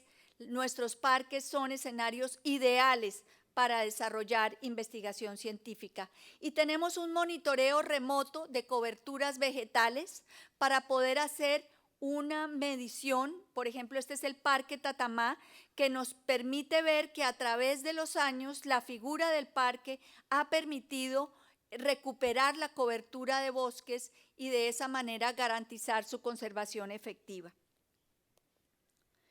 Tenemos un programa importante de especies invasoras. Tenemos el pez león en nuestro Caribe y hemos desarrollado una estrategia para generar demanda del pez león. Aquí en muchos restaurantes encontrarán delicias con el pez león. El restaurante que está en este centro de convenciones es de los Rauch, que es el chef que está allí en la fotografía, uno de los mejores chefs de Colombia, que se ha encargado de divulgar el consumo del pez león y la demanda de pez león, para que además los pescadores locales sepan que todo el pez león que ellos saquen se lo vamos a comprar y no lo tenemos que comer todo, porque si hemos logrado poner en peligro especies que son fundamentales para el ecosistema, ¿cómo no vamos a ser capaces de comernos todo el pez león que está acabando con nuestros ecosistemas? Especies invasoras también en lo vegetal, el retamo espinoso, la matandrea, estrategias para combatirlo. Y aquí quiero hablarles de un reto que es de todos, que es el fortalecimiento de las capacidades de quienes manejan las áreas protegidas. La UICN sacó recientemente este importante libro de áreas protegidas y su manejo y gobernanza, que estamos ya terminando el proceso de traducción al español. Es un gran libro que se puede bajar gratuitamente y al que le hemos dado toda la importancia para que fortalezca las competencias de quienes trabajan en áreas protegidas en nuestro país, no solo en los parques nacionales. Con la Universidad del Bosque estamos trabajando un diplomado y vamos a seguir trabajando en la capacitación de quienes portan el uniforme de parques nacionales, pero también de quienes están en las demás áreas protegidas trabajando por la conservación. Estamos vinculados a la estrategia Nature for All, que ha promovido la Comisión Mundial de Áreas Protegidas para acercar a la ciudadanía a sus áreas protegidas. Y tenemos una estrategia con los jóvenes que se llama el ecoparche. El parche en Colombia es la palabra como del grupo de amigos. El ecoparche se está implementando en muchos colegios y jóvenes de muchos municipios que son parte de los parques nacionales están trabajando con nosotros, haciendo murales, actividades, radio network, en fin, una sensibilización importante para que ellos sean los grandes líderes de la conservación. Esta es la estrategia que les contaba, a la cual nos unimos. Soy naturalista, la lanzamos. Es el celular nuestro instrumento poderoso para que todas las personas capten la riqueza natural y la puedan subir, fauna, flora, la puedan subir a esta plataforma que es una plataforma global. Buscamos capturar la atención de la gente, el interés de la gente y la solidaridad con nuestra naturaleza. Tenemos fuerte trabajo con los medios. Manejamos el Twitter, el Facebook, el Instagram. Tenemos nuestra página web. Tenemos una emisora virtual que tiene programación 24 horas y mucha actividad en empresas y colegios. Buscamos que la gente se solidarice con las áreas protegidas de esta manera. Y muchas alianzas aquí. Siento que están faltando muchísimos, pero por lo menos les pongo estos logos de presente porque trabajamos con la empresa privada, con empresas que están absolutamente comprometidos con nosotros en el trabajo por la conservación de la biodiversidad. En temas como, por ejemplo, en reservas de la sociedad civil, reintroducción de fauna silvestre. Este es el caimán llanero, que está prácticamente extinto del medio natural y se ha generado con el apoyo de la empresa privada y de varias ONGs un programa de reintroducción del caimán llanero, como lo es también el monitoreo del jaguar y de la danta y de otras especies muy importantes que lo hacemos en conjunto con estas organizaciones privadas. ¿Cuáles son las grandes amenazas? Colombia, además del reto de la conservación que tienen todos los países, ha tenido el enorme reto de la guerra, de más de 50 años de guerra, que ha hecho que tengamos que trabajar en medio de esta guerra. El narcotráfico, las minas antipersona, realmente el trabajo implica un reto gigantesco y a pesar de eso, pues creo que tenemos un sistema de áreas protegidas en excelente estado de conservación, pero estos retos permanecen en nuestro territorio. Aquí está, por ejemplo, la última cifra de coca en los parques nacionales. Es una cifra pública, está establecida por organismos internacionales. Hay más de 7.000 hectáreas de coca en estos parques nacionales que están aquí listados. Y el gobierno nacional tiene dos estrategias. Una, la erradicación forzosa que viene haciendo la fuerza pública de Colombia, el ejército, la policía, y otra que son los acuerdos con las comunidades campesinas para poder lograr que ellos voluntariamente sustituyan estos cultivos ilícitos. Es una orden del presidente que a diciembre de este año no haya coca en los parques nacionales. Es una gran oportunidad para nosotros que por primera vez estén dedicada la fuerza pública a sacar la coca de los parques y que tengamos muchos apoyos para poder materializar los acuerdos con muchos campesinos que quieren realmente cambiar de actividad, desarrollar actividades permitidas, entrar al mercado de lo lícito y dejar la guerra atrás. Nosotros hemos construido escenarios de diálogo y concertación con las comunidades campesinas y tenemos mesas formalmente establecidas en todos los parques que tienen esta problemática y tenemos además un trabajo apoyado por otras entidades del gobierno, por la Unión Europea, por la GIZ y un apoyo inmenso de la WWF con garantes nacionales e internacionales para poder lograr que estos acuerdos se lleven a cabo y que las comunidades que están desarrollando actividades ilícitas como los cultivos de coca puedan desarrollar actividades permitidas como el ecoturismo, como participar en actividades de restauración de los ecosistemas degradados, como lograr, por ejemplo, comprarles sus tierras o sus mejoras dentro de los parques y relocalizarlos para que vivan fuera de los parques, pero que en todo caso participen en el monitoreo, en la actividad de guianza para poder lograr vincularlos a que tengan una mejor calidad de vida dentro de las actividades permitidas en nuestras áreas protegidas. Vemos aquí, por ejemplo, la actividad de desminado humanitario que hay en muchos de nuestros parques y finalmente contarles cuáles son nuestros grandes retos. Indudablemente, frenar, y esto está establecido en el acuerdo de paz que firmó Colombia, frenar el avance de la transformación de la frontera agrícola, eliminar la ilegal, el tráfico ilegal de fauna, la tala ilegal, toda la explotación ilegal de los recursos naturales. Tenemos que restaurar 485.728 hectáreas y eso está dentro del plan del señor presidente y hacerlo con la comunidad. La restauración es una gran oportunidad que tenemos. Eliminar la coca, como les decía, eliminar y frenar la colonización ilegal en nuestras áreas protegidas. Tenemos además el gran reto de identificar la propiedad de la tierra en muchos de nuestros parques, en 37 de ellos. En Colombia ese es un gran tema. No tenemos completo el catastro predial en nuestro territorio, no solamente en los parques, y eso es demorado, costoso y difícil. Y pues todo este trabajo nos tiene que llevar a mejorar la gobernanza y a mejorar las oportunidades de trabajar en un manejo efectivo de nuestras áreas.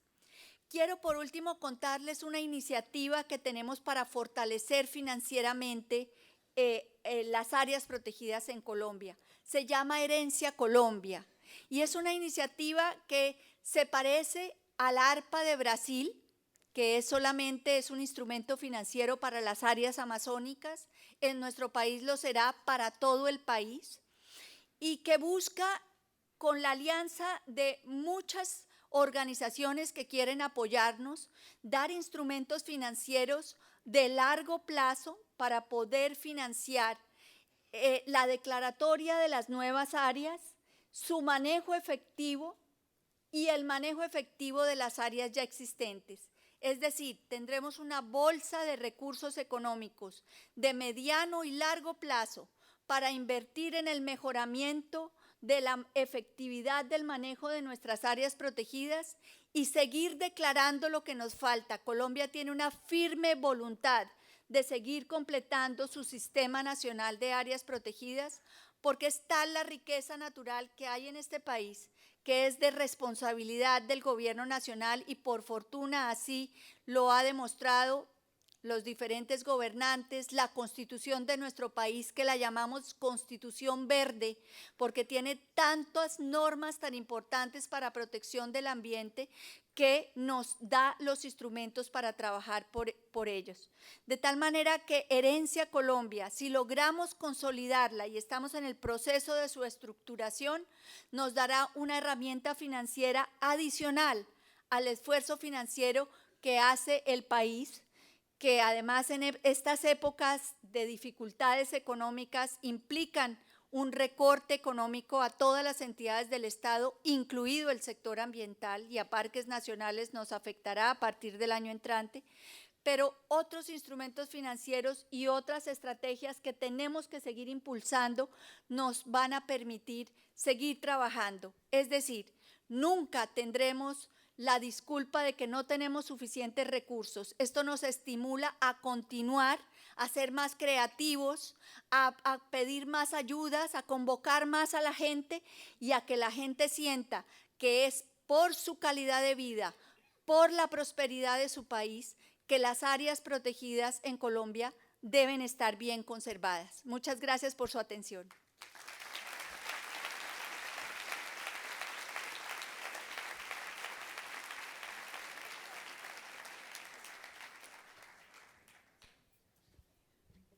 Gracias, Julia. Es una tarea realmente gigantesca.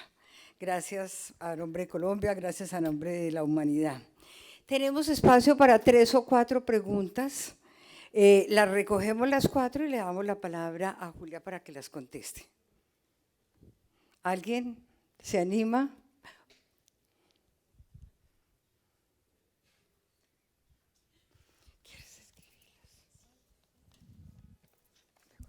Thank you, Julia, for your words. We're very happy to have you here because in our group, the Foundation ICRI Colombia, we were asking for the protection of the coral reefs close to Panama, and we are going to get it next year. That's very good news. Thank you very much. Oh, yes, already. Okay, that's very good news for that. Thank you. And the other point is that we have this coral reef here close to the Corales del Rosario.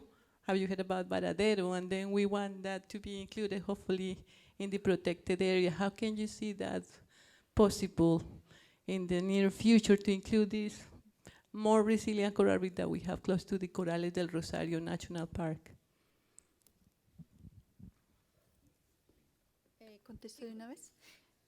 Bueno, Varadero en este momento no está en la lista de ampliaciones del Parque Nacional Corales del Rosario, pero ha habido muchas solicitudes para que lo estudiemos y creo que es perfectamente posible.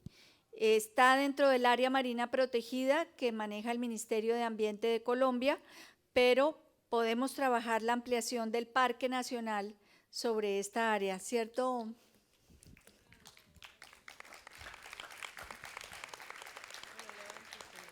Sí, es por supuesto un estudio que hay que hacer y hay que consultar con todos los sectores y seguir el procedimiento que en Colombia hay que seguir para hacer cualquier declaratoria o cualquier ampliación que está regulado por el Ministerio de Medio Ambiente, pero lo haremos.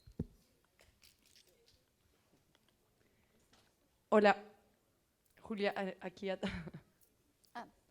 Gracias por la charla, soy Alejandra Echeverry y mi pregunta era, ¿cómo están haciendo la red de parques nacionales para trabajar en las zonas de amortiguación con los actores locales como actores privados para disminuir las presiones del avance de esa frontera agrícola de la que hablabas y también de otro tipo de presiones como cacería de la biodiversidad o tala no discriminada? Gracias. Esa es la esencia del trabajo de los equipos de los parques. Y realmente, si bien en Colombia no tenemos regulación para la delimitación de las zonas amortiguadoras, se trabajan zonas amortiguadoras, obviamente, zonas aledañas a los parques que tienen una reglamentación no tan estricta como la del parque, pero sí especial, y se trabaja con las corporaciones autónomas regionales, que son las autoridades ambientales regionales competentes de la línea del parque hacia afuera, con las organizaciones comunitarias también, con las comunidades indígenas en los casos que las hay. O sea, el trabajo comunitario es esencial para poder lograr que la zona amortiguadora opere como zona amortiguadora en los parques nacionales. Es un reto enorme porque son inmensos territorios de nuestro país, pero ese es el trabajo precisamente del equipo de cada parque.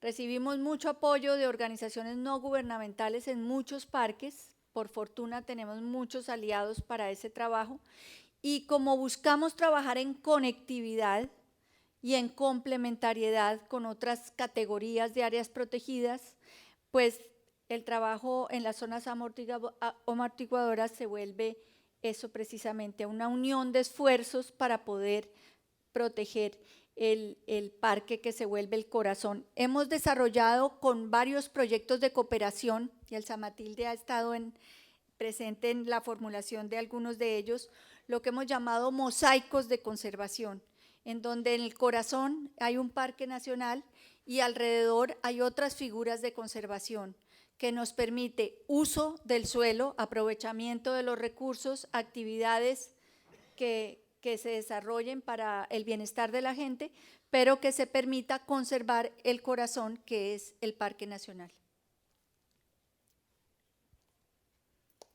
Bueno, ¿listo? Muchas gracias, gracias Julia y muchas gracias.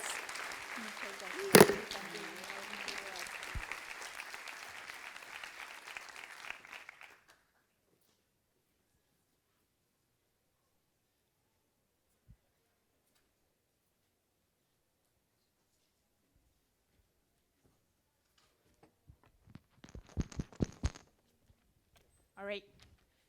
I have one last message and one last surprise for you. Last message, thank you very much for coming. We hope that you've enjoyed the Congress and that it convinced you that you need to come to our regional Congress next year and Malaysia in 2 years. And in the meantime, while the technicians are working very quickly, I am gonna introduce our next speakers, I guess. For those who have purchased a ticket for the closing ceremony, once this half hour is over, we can meet downstairs in the exhibition area. There's a terrace, and we'll welcome you there. But right now, I am really happy to welcome our very special guest, Baba Brinkman. I don't know who knows Baba Brinkman. Who doesn't know Baba Brinkman? Baba is a peer-reviewed rapper. He is from Vancouver, Canada. And he has written The Rap Guide to Wilderness, The Rap Guide to Climate Chaos, sorry for my pronunciation. And he brings environmental sustainability and biodiversity messages to a wider audience beyond us who are already convinced that we're doing the right things and everyone should understand that. He has presented at TEDx events. He was present in 2016 at IUCN World Conservation Congress, won multiple awards for his performance, and is about to head out literally tonight to the Edinburgh Fringe Festival to present his new album, Rap Guide to Consciousness. Are you all set? Perfect. Then I leave the stage to those that know what to do.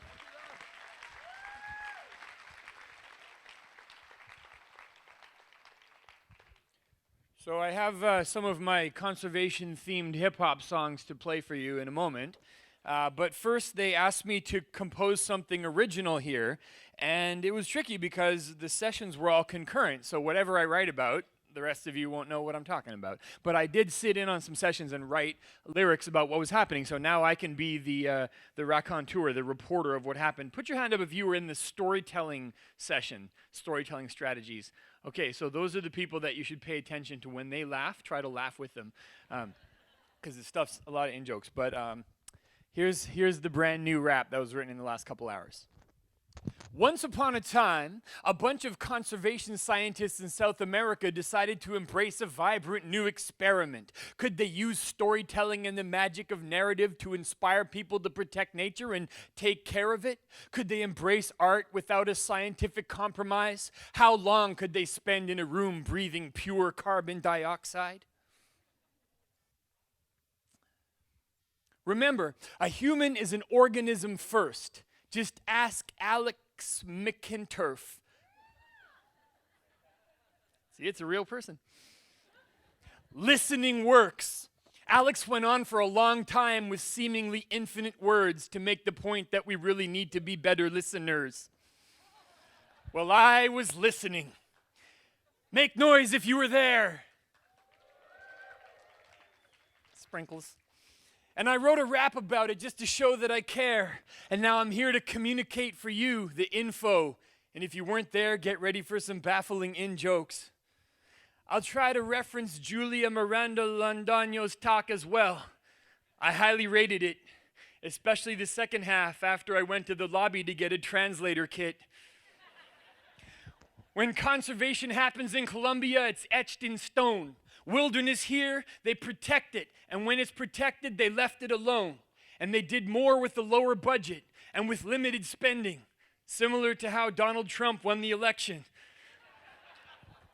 But that's where the analogy ends. I can't find anything else in common with Julia Miranda and friends. Julia Miranda has better vocal skills and better focal skills. And unlike Trump, her policy is always no hotels. And she actually knows that climate change is happening, unlike the current EPA, which says it's not such a bad thing. No pain, no gain. The president has no brain. But unlike the parks here, he only acts like he's full of cocaine. They're cleaning them out and transforming them from the get-go. Just ask the people at Heritage Columbia. I call it HECO. I just hope Alex is here and paying attention and ready to listen to me to compensate for his failure earlier to listen to Zeke. Zeke is a sheep farmer whose wisdom was deep, but there was friction over the wolves that Alex and his scientific brethren released. Yes, Alex and me were both prone to oblique references. Oblique reference. He talked about Picasso and Susan Sontag in his lecture. Well, two can play that game, Alex. I'll drop some names, check it. Just don't be daydreaming through this, not even for 14 seconds. Damn it. That was funny in the storytelling session. Even if you've already done it 1,999 times, save the final dream for whenever the stage isn't mine. Or if you have to close your eyes and visualize, try to do it like Stefano Rablansky and make it visually nice. Get a camera and overlay data onto the Amazon and get people inspired to save it before the planet's gone. This is 2017. We're living in the future, and there's no hope of conservation communication without computers. Without Googles and Ubers, magnetic trackers on orcas. But Alex didn't even use slides to inform us. Passion and dedication can get attention to warm up. Who needs Alexa when you've got Lauren? Just ask Everildis Borja. Makes sense to somebody. The conference is almost over, and it was loco for sure. So go to a spa and get a treatment from a local masseur. Find yourself a fuzzy animal and stroke you some fur. Or get intrepid and take a visit to Coco Masseur. I took copious notes while I listened to everyone speak, just like Domingos Moala with tribes people in Mozambique. When someone's telling a story, you either take notes or it's rude. So make some noise if you were there. And if you didn't take notes, what's your excuse? Domingos is a ranger in a park called Gorongosa, where conservation is keeping it greener than Gorgonzola.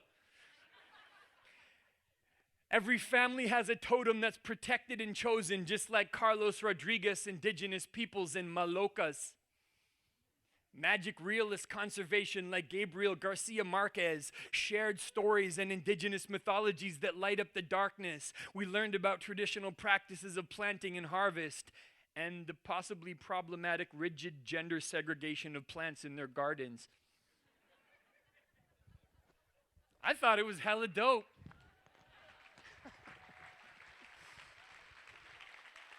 Because they plant the male plants in lines and the female plants in circles. Look it up.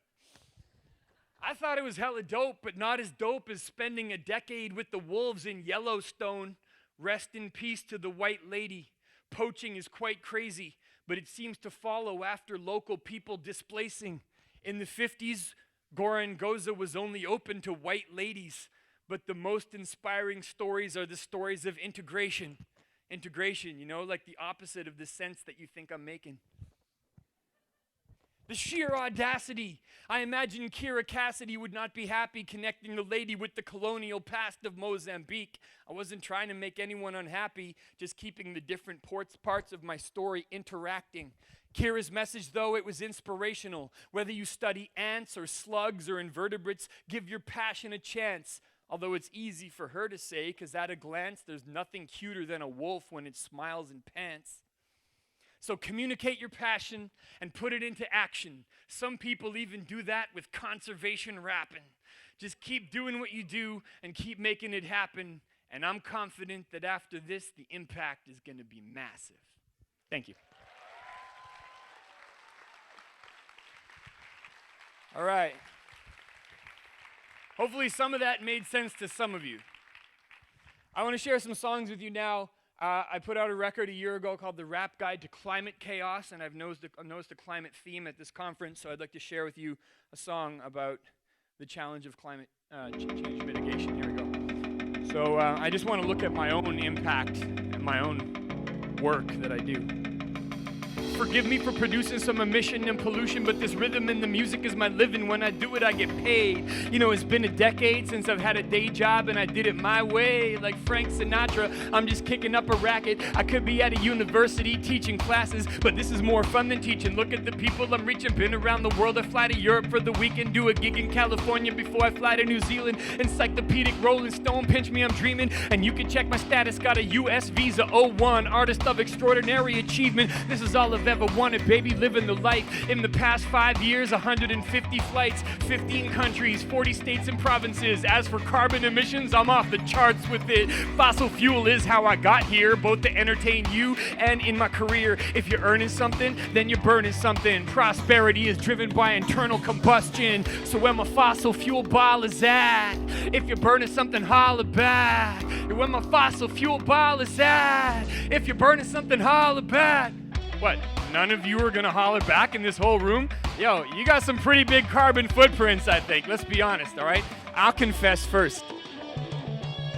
I've been burning the hydrocarbons at both ends, burning to make money and burning to spend. And no one tells me how to dispose of my own property. A globe-trotting solo artist with total autonomy. This is what I am. Fossil fuel is a part of me. It powers 80% of the global economy. In other words, if you have some money, it's got oil stains on it. Your hands are bloody. And if you don't believe me, go ahead and do a study. Pimping ain't easy, you better ask somebody. Cooking with gas is pimping. Driving a car is pimping. Energy consumption is pimping. Look at how we're living gangsta compared to horse and buggy days, cranking up the air conditioner on muggy days, not freezing to death in the winter. If energy consumption is a sin, I'm a sinner. Life is good, it's better than it used to be. Let the good times roll, fossil fuels are cheap. That's how we stay hella major. Prosperity is the bomb, player hater. So where my fossil fuel ball is at, if you're burning something, holler back. Yeah, where my fossil fuel ball is at, that's right, you're burning something, holler back. Yeah, where my fossil fuel ball is at, if you're burning something, holler back. We got Mother Nature on the back, but it's a one-time thing, never call her back. Wait, turn off the lights, conserve power. Everything goes dark, it's Earth hour. We're taking action on climate change. All together now, back to the Stone Age. In the meantime, I'll be up in Vegas, illuminated, laughing at you player haters. Face it, ballin' is part of our nature, embrace it. You love energy wasting. Would you rather be living large and comfortably, or in a shack burning dung for heat? Some people don't have a choice, but you do. So don't hit me with any hypocritical voodoo about trying to reduce my footprint voluntarily. I'm trying to make ends, I can't let them barely meet. I'm always trying to get more gigs and fly more. I got a wife and kids to provide for, and maybe one day solar will supply us. I hope so. It's better for global climate. Just don't make me choose between solar and diapers, and don't make me switch off my amplifiers. So where my fossil fuel ball is at, if you're burning something, holler back. Where my fossil fuel ball is at, that's you. You're burning something, holler back. You where my fossil fuel ball is at, if you're burning something, holler back. We got Mother Nature on the back, but it's a one-time thing, never call her back. Holla. Thank you.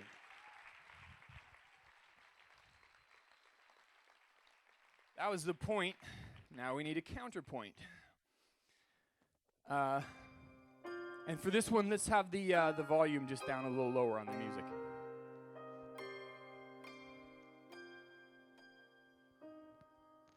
Scientists are telling us that we're standing on a precipice and we have to convert the global economy and make it emissionless. And those emissions are caused by every single one of our jobs, every one of us contributing carbon emissions to the smog. For instance, if I write a rhyme trying to describe climate change and it's hot, so it catches on, someone's gonna fly me someplace to perform it. And the appeal of that is enormous. It's not an option for me to turn down work for global warming, because I make it hot. Yeah, people say my rhymes are dope. I twist words until they're unrecognizable. I make it hot. I make it easy for cheesy. So hot, even climate change skeptics will believe me. I make it hot, like the temperature it needs to be before the Tea Party will believe the IPCC. I make it hot. I liquefy the Greenland ice sheets. 7 meters of sea level rise. That'll do nicely. And yeah, humans are adaptable, and we can toughen up, but that response ignores people who feel like it's already tough enough. Make a list of countries that nobody visits as a tourist. They have low carbon emissions. The richest inflicted this on the poorest. We did it by heating our houses and feeding our spouses and flying and driving places and having no patience for power outages. The Pope calls it anthropocentric. He calls it obnoxious, but I got work to do, and work takes energy to accomplish, and I make it hot. Yeah, I turn up the heat on a crowd. You make it hot too, though, so don't try to be weaseling out. I make it hot. like the African sun, like the Paleocene, Eocene thermal maximum. I make it hot. Feel that bass when it vibrates, hot like the permafrost, releasing methyl hydrates. I make it hot like a planet with low albedo, like me rocking a trench coat on a beach instead of a Speedo. Hot with no apologies, but still I'm feeling a lot of grief for the impact my lifestyle has on the planet's ecology. My carbon footprint is bigger than cryptozoologies. I'm talking Loch Ness monstrous, so I'm not at peace because the aggregate effect of every decision I'm making is tragic. But I can't just quit. They say that we're carbon emission addicts, but that's just glib. You want me to live in poverty abject? And if I did, what happens to greenhouse gases on average? If I quit and you don't, it's still hell in a handbasket. A traffic jam with no plan of action. Fantastic. This is a classic arms race that we're trapped in. It's ominous, self-interested parties stuck in a tragedy of the commons. The problem is caused by all our collective emissions of carbon, but the person who emits is not the person emissions are harming. So that's a failure of the market. Like everyone is incentivized to pollute as much as they can get away with and catch a free ride. So it's no surprise to see emissions on the rise when the cost of burning fossil fuel is externalized. It's effectively subsidized. It's paid for by the victims of the eventual climate impacts that are caused by our emissions. And Bill McKibben and The Guardian have been targeting investments like dirty energy is the new tobacco. So keep your distance from anybody making a profit off of fossil fuels. Cool, I'm down with the boycott. I'm just boycotting myself too, cause I make it hot. Yeah, I cause a heat wave. How about 9 degrees hotter than the hottest ones these days? I make it hot. Like climate refugees, picture a hot 100 million displaced Bangladeshis. I make it hot. I spit flames, rap metaphors, a 5-alarm blaze killing the last redwood forest. I make it hot. What if I make it 6 degrees? That'd cause the extinction of 40% of species. Hot. So what are we left with? A speeding train with no brakes? Some kind of a death wish? A scientific consensus that we're standing on a precipice and a population with no idea of how to reduce their emissions? Some people do offset their footprint voluntarily with the milk of human altruism, hope, faith, and charity, but that's not gonna cut it. It's not counterproductive, but we have a global carbon budget that's globally busted, and there are hundreds of gigatons that you would have to offset. You might as well donate your piggy bank to the national debt. I ain't got no spare change to donate to carbon offsetting. I don't even want to calculate my footprint. I find it upsetting. It's like the medieval Catholic Church back when it was indulgence selling. If you get a Big Mac and a Diet Coke, your belly's still swelling. But here's what I'm willing to pay a tax or like a fee that's calculated against my carbon impacts and globally harmonized to switch incentives around and make sure most of that carbon stays safely under the ground. But I'm not gonna pay it, not unless you all pay it too. That way I can be sure that you'll do what you say you'll do. How about everyone has to pay it? No free riders allowed, no international pact with the US or China left out. You could invest it in green R&D or dividend it back to me, but either way, I won't be happy until the day they're carbon taxing me, cause then I can make it hot without ever feeling a chill. I'm just sick of that guilt trip, killing my high when I'm feeling a thrill. So I make it hot, I get your emotions aroused. If we can't make those hot, we're not gonna keep the oceans down. So let's make it hot. People, let's turn up the heat on polluters trying to catch a ride on the rest of us for free. I make it hot on the mic and in my social life when I agitate for my friends to agitate at the ballot box for a carbon price. And that's how you make it hot.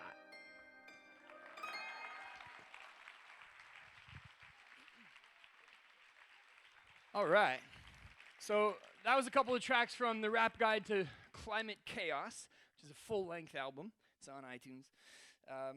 This next bit is going to be from the Rap Guide to Wilderness, and the challenge, which you all can relate to, is communicating the enthusiasm, the love of nature, the reasons why it's important in a way that somebody who may or may not already care can connect to. So my goal was to take a lot of the conversation messages and synthesize them into lyrical form. And this one's got a bit of a call and response aspect to it, so it's just expressing that exuberance. I'm going to say, all I want is a place to go. And then I want you guys to shout, wild back at me. From jungle to glacier go. Wild. Every lover of nature go. All I want is a place to go. Yeah, You got it. Let's try it live over the beat.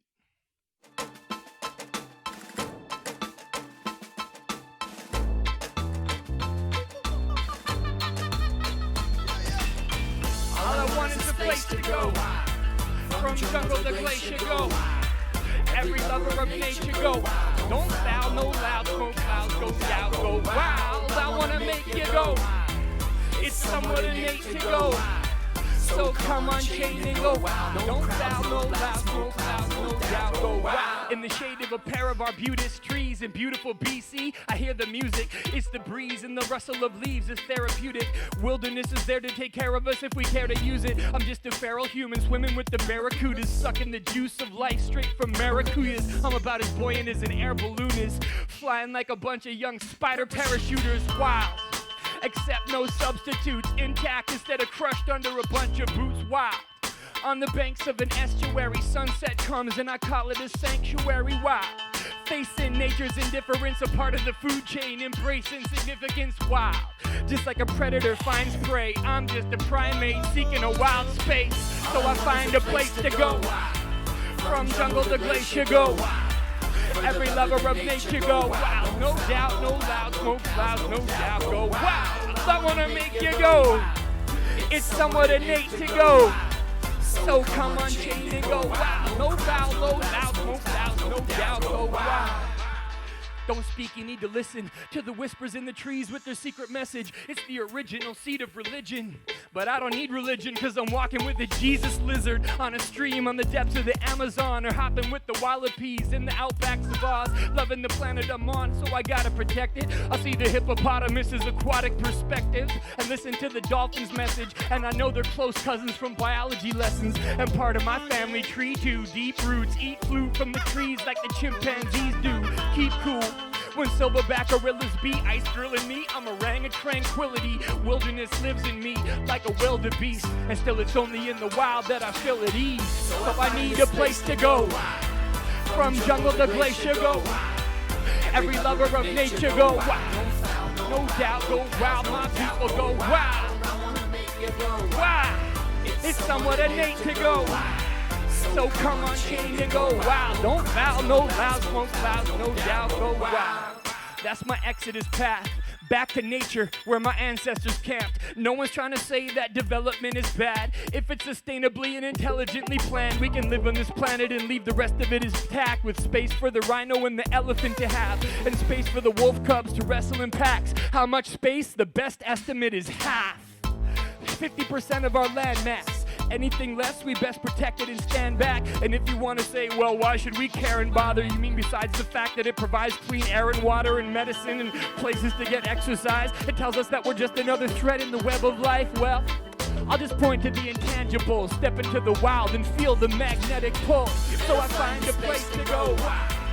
From jungle to glacier go. Every lover of nature go wild. No doubt, no doubt, smoke clouds, no doubt, go wild. I wanna make you go. From jungle to glacier go.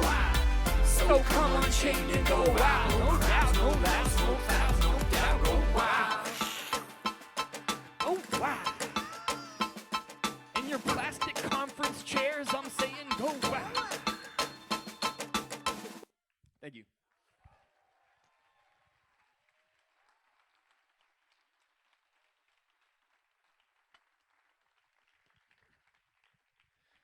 I don't know if anyone's going to get out of their chairs and march during this set, but if any song gets you to do so, this is called The Party of Life. It's meant to be a dance club song, but I end up doing it at conferences like this.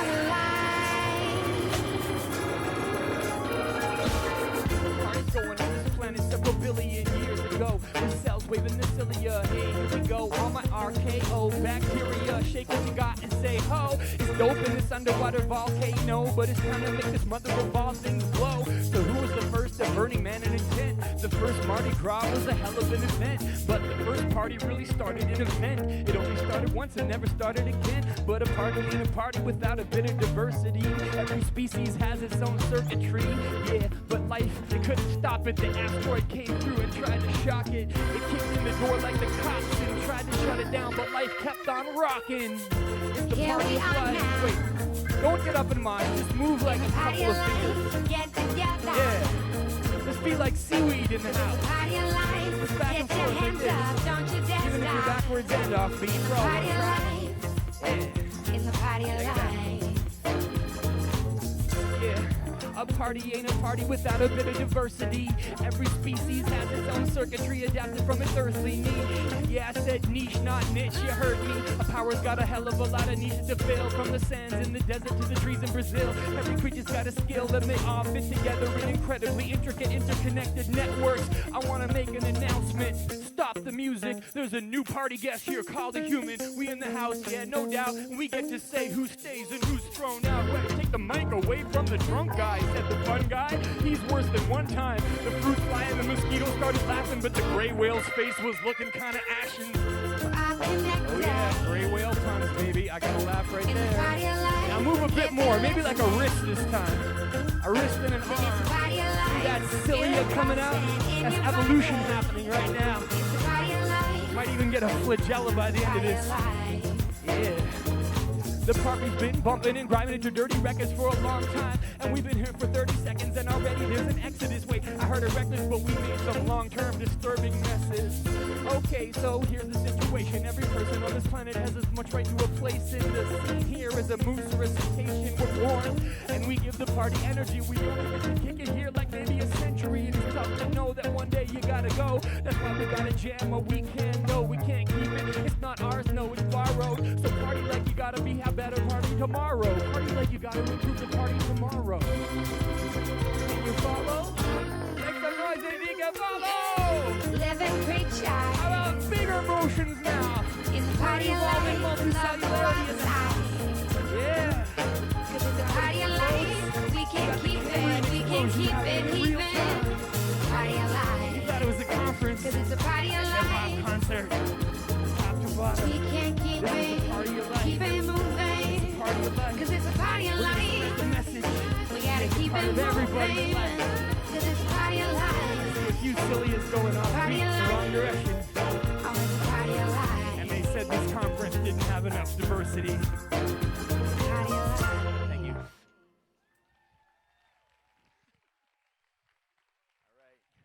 That was my compatriot, the lovely Tia Brazda, on the chorus there. Sorry she couldn't be with us today. This next one is called Walden Pond. And I think we each have our own version of Walden Pond. That's the place that inspired Thoreau to wax poetic about why wilderness is necessary for the soul. I actually got to go there and swim in the lake one time. So I wrote this song about Walden Pond, and of course I had to make it a big banging trap song that's a head nod gangster flow. I just don't do tranquility naturally. Doesn't fit with hip hop so good.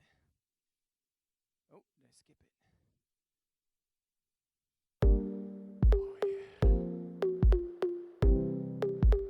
This one you can turn up pretty loud.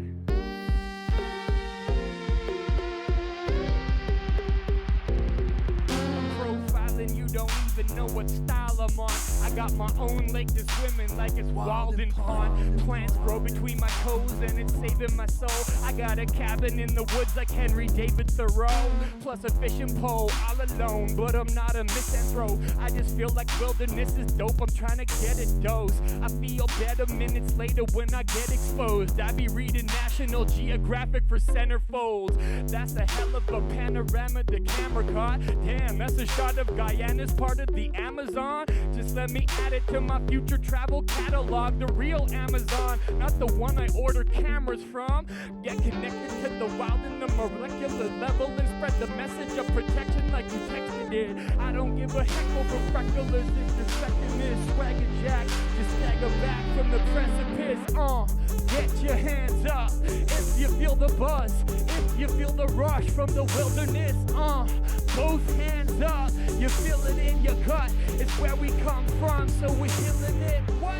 Walden Pond. Everybody's got their own version. Walden Pond. Say it with me if you've been there. Out in time to the beat.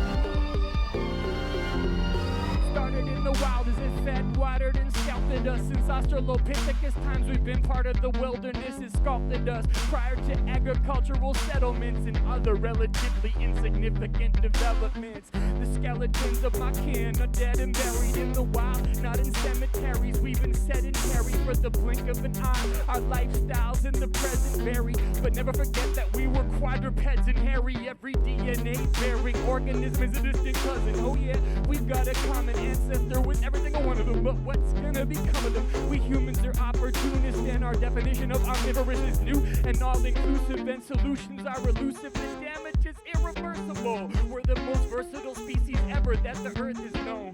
Some of us are into paving paradise with parking lots. Others are more into preserving the parts we've almost lost. What? Get your hands up if you feel the buzz, if you feel the rush from the wilderness. Both hands up, you feel it in your gut. It's where we come from, so we healing it, yeah. Wild and fun, say it with me if you've been there. Wild and fun, everybody's got their own version. Wild and fun. I was born in the 70s, the music was heavenly, but a devilish trend since then has affected everything. We doubled the population of humans on the planet and erased half the terrestrial vertebrates. Tragic. Wait, we lost half of the mess and half of an accident. American, European, Asian, and African apes. I'm talking mammals and birds and fish and the rapids and snakes and salamanders and frogs. How did this happen? Well, we didn't see them coming, like a kid running in traffic. We kind of adapted their habitat and took some chances, and we ate all the rest. And now let's get this off our chest. We feel really bad and hope biodiversity isn't really dead. Okay, it's mostly only dead like Wesley and the Princess Bride, but we can bring it back by putting fingers in the sky. Miracle Max in the house, like letting Tinkerbell cry with clapping. When hands up becomes political action, it goes what? Get your hands up if you feel the buzz, if you feel the rush from the wilderness. Both hands up, you feel it in your gut. It's where we come from, so we healing it. What? Wild and fun. Everybody's got their own version. Wild and fun. Shout it loud if you've been there. One more time for the wilderness. Sway like seaweed for me.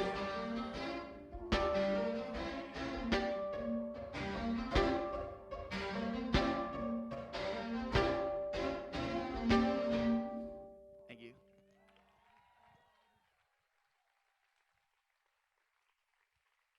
All right, my time's almost up, but I got one last track to share with everyone here.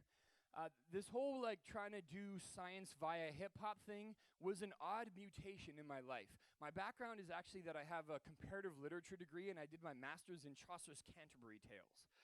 And one of the first records I produced was a rap adaptation of Chaucer called The Rap Canterbury Tales.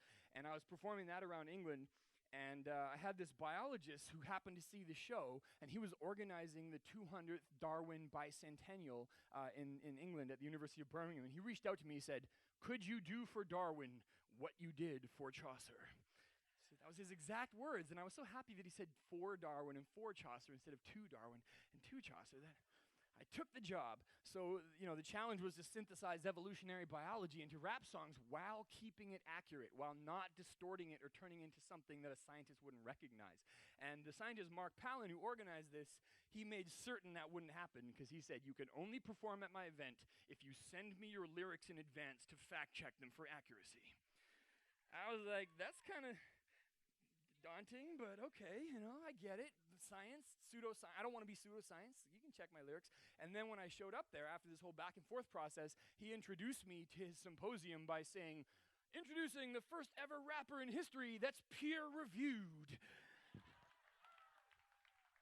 And I was like, I think my life just changed. So since then, I have produced several albums: a rap guide to evolution, a rap guide to human nature, a rap guide to wilderness, a rap guide to religion. I've done medicine, business, climate change, and my most recent one is a rap guide to consciousness, which is a record I'm working on now, and there's an Indiegogo campaign. If you want to pre-order it, it's a great way to get it and support the production budget at the same time. But I'm going to take you back to the beginning. This is one of the first evolutionary rap songs that I wrote. And you'll see this sort of creative process working itself out in the song.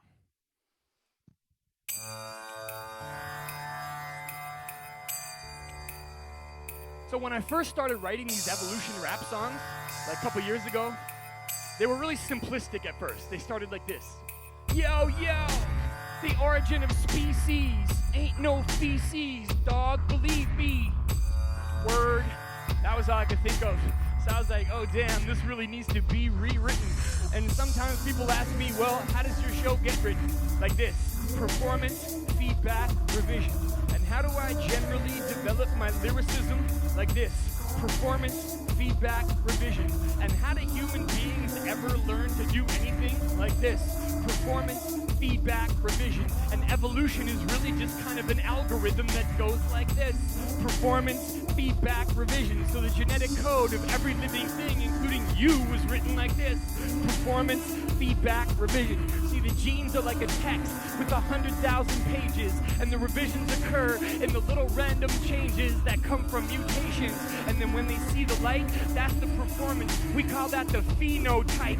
And natural selection, well, that's the feedback side. That's about who survives and whose genes catch rides in the next generation. Yes, what I'm saying is that a rap performance like this is the best illustration of the way Darwin's descent with modification works. Because the performance is necessary to change the words, to decide which have an impact and which to send back to the drawing board.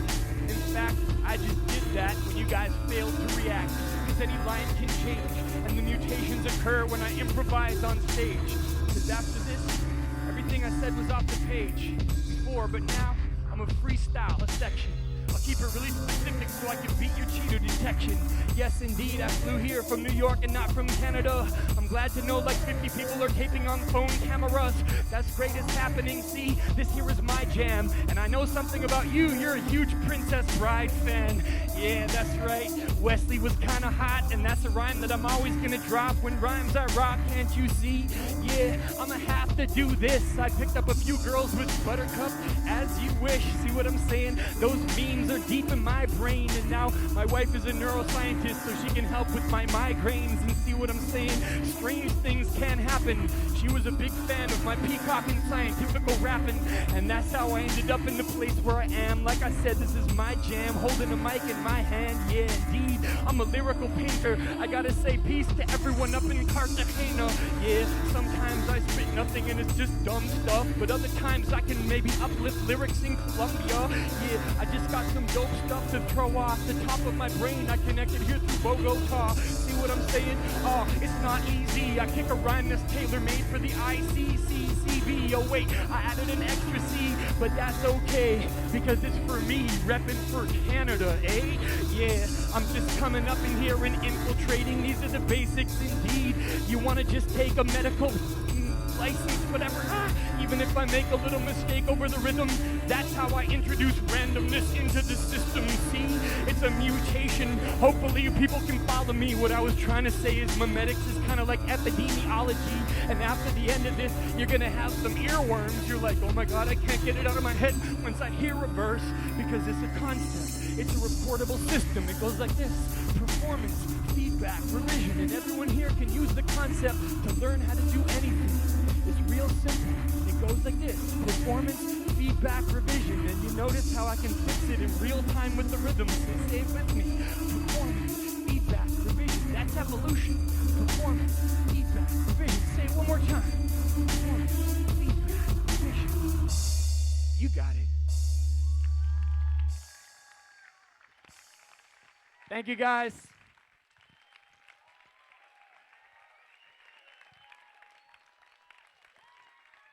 Thank you. Thank you all so much. Thanks for including me in your day and all the talks. It's a great community that you've created here, and it's an honor for me to speak to you.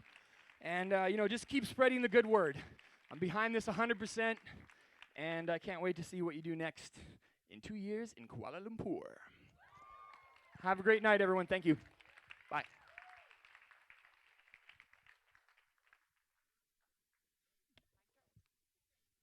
All right, for those that have tickets for the dinner, it's downstairs around the exhibit area. The doors are open. Feel free to head there. And please do not forget your ID when you drop your headsets. Thank you very much. Thanks for coming. And on that note, have a good night.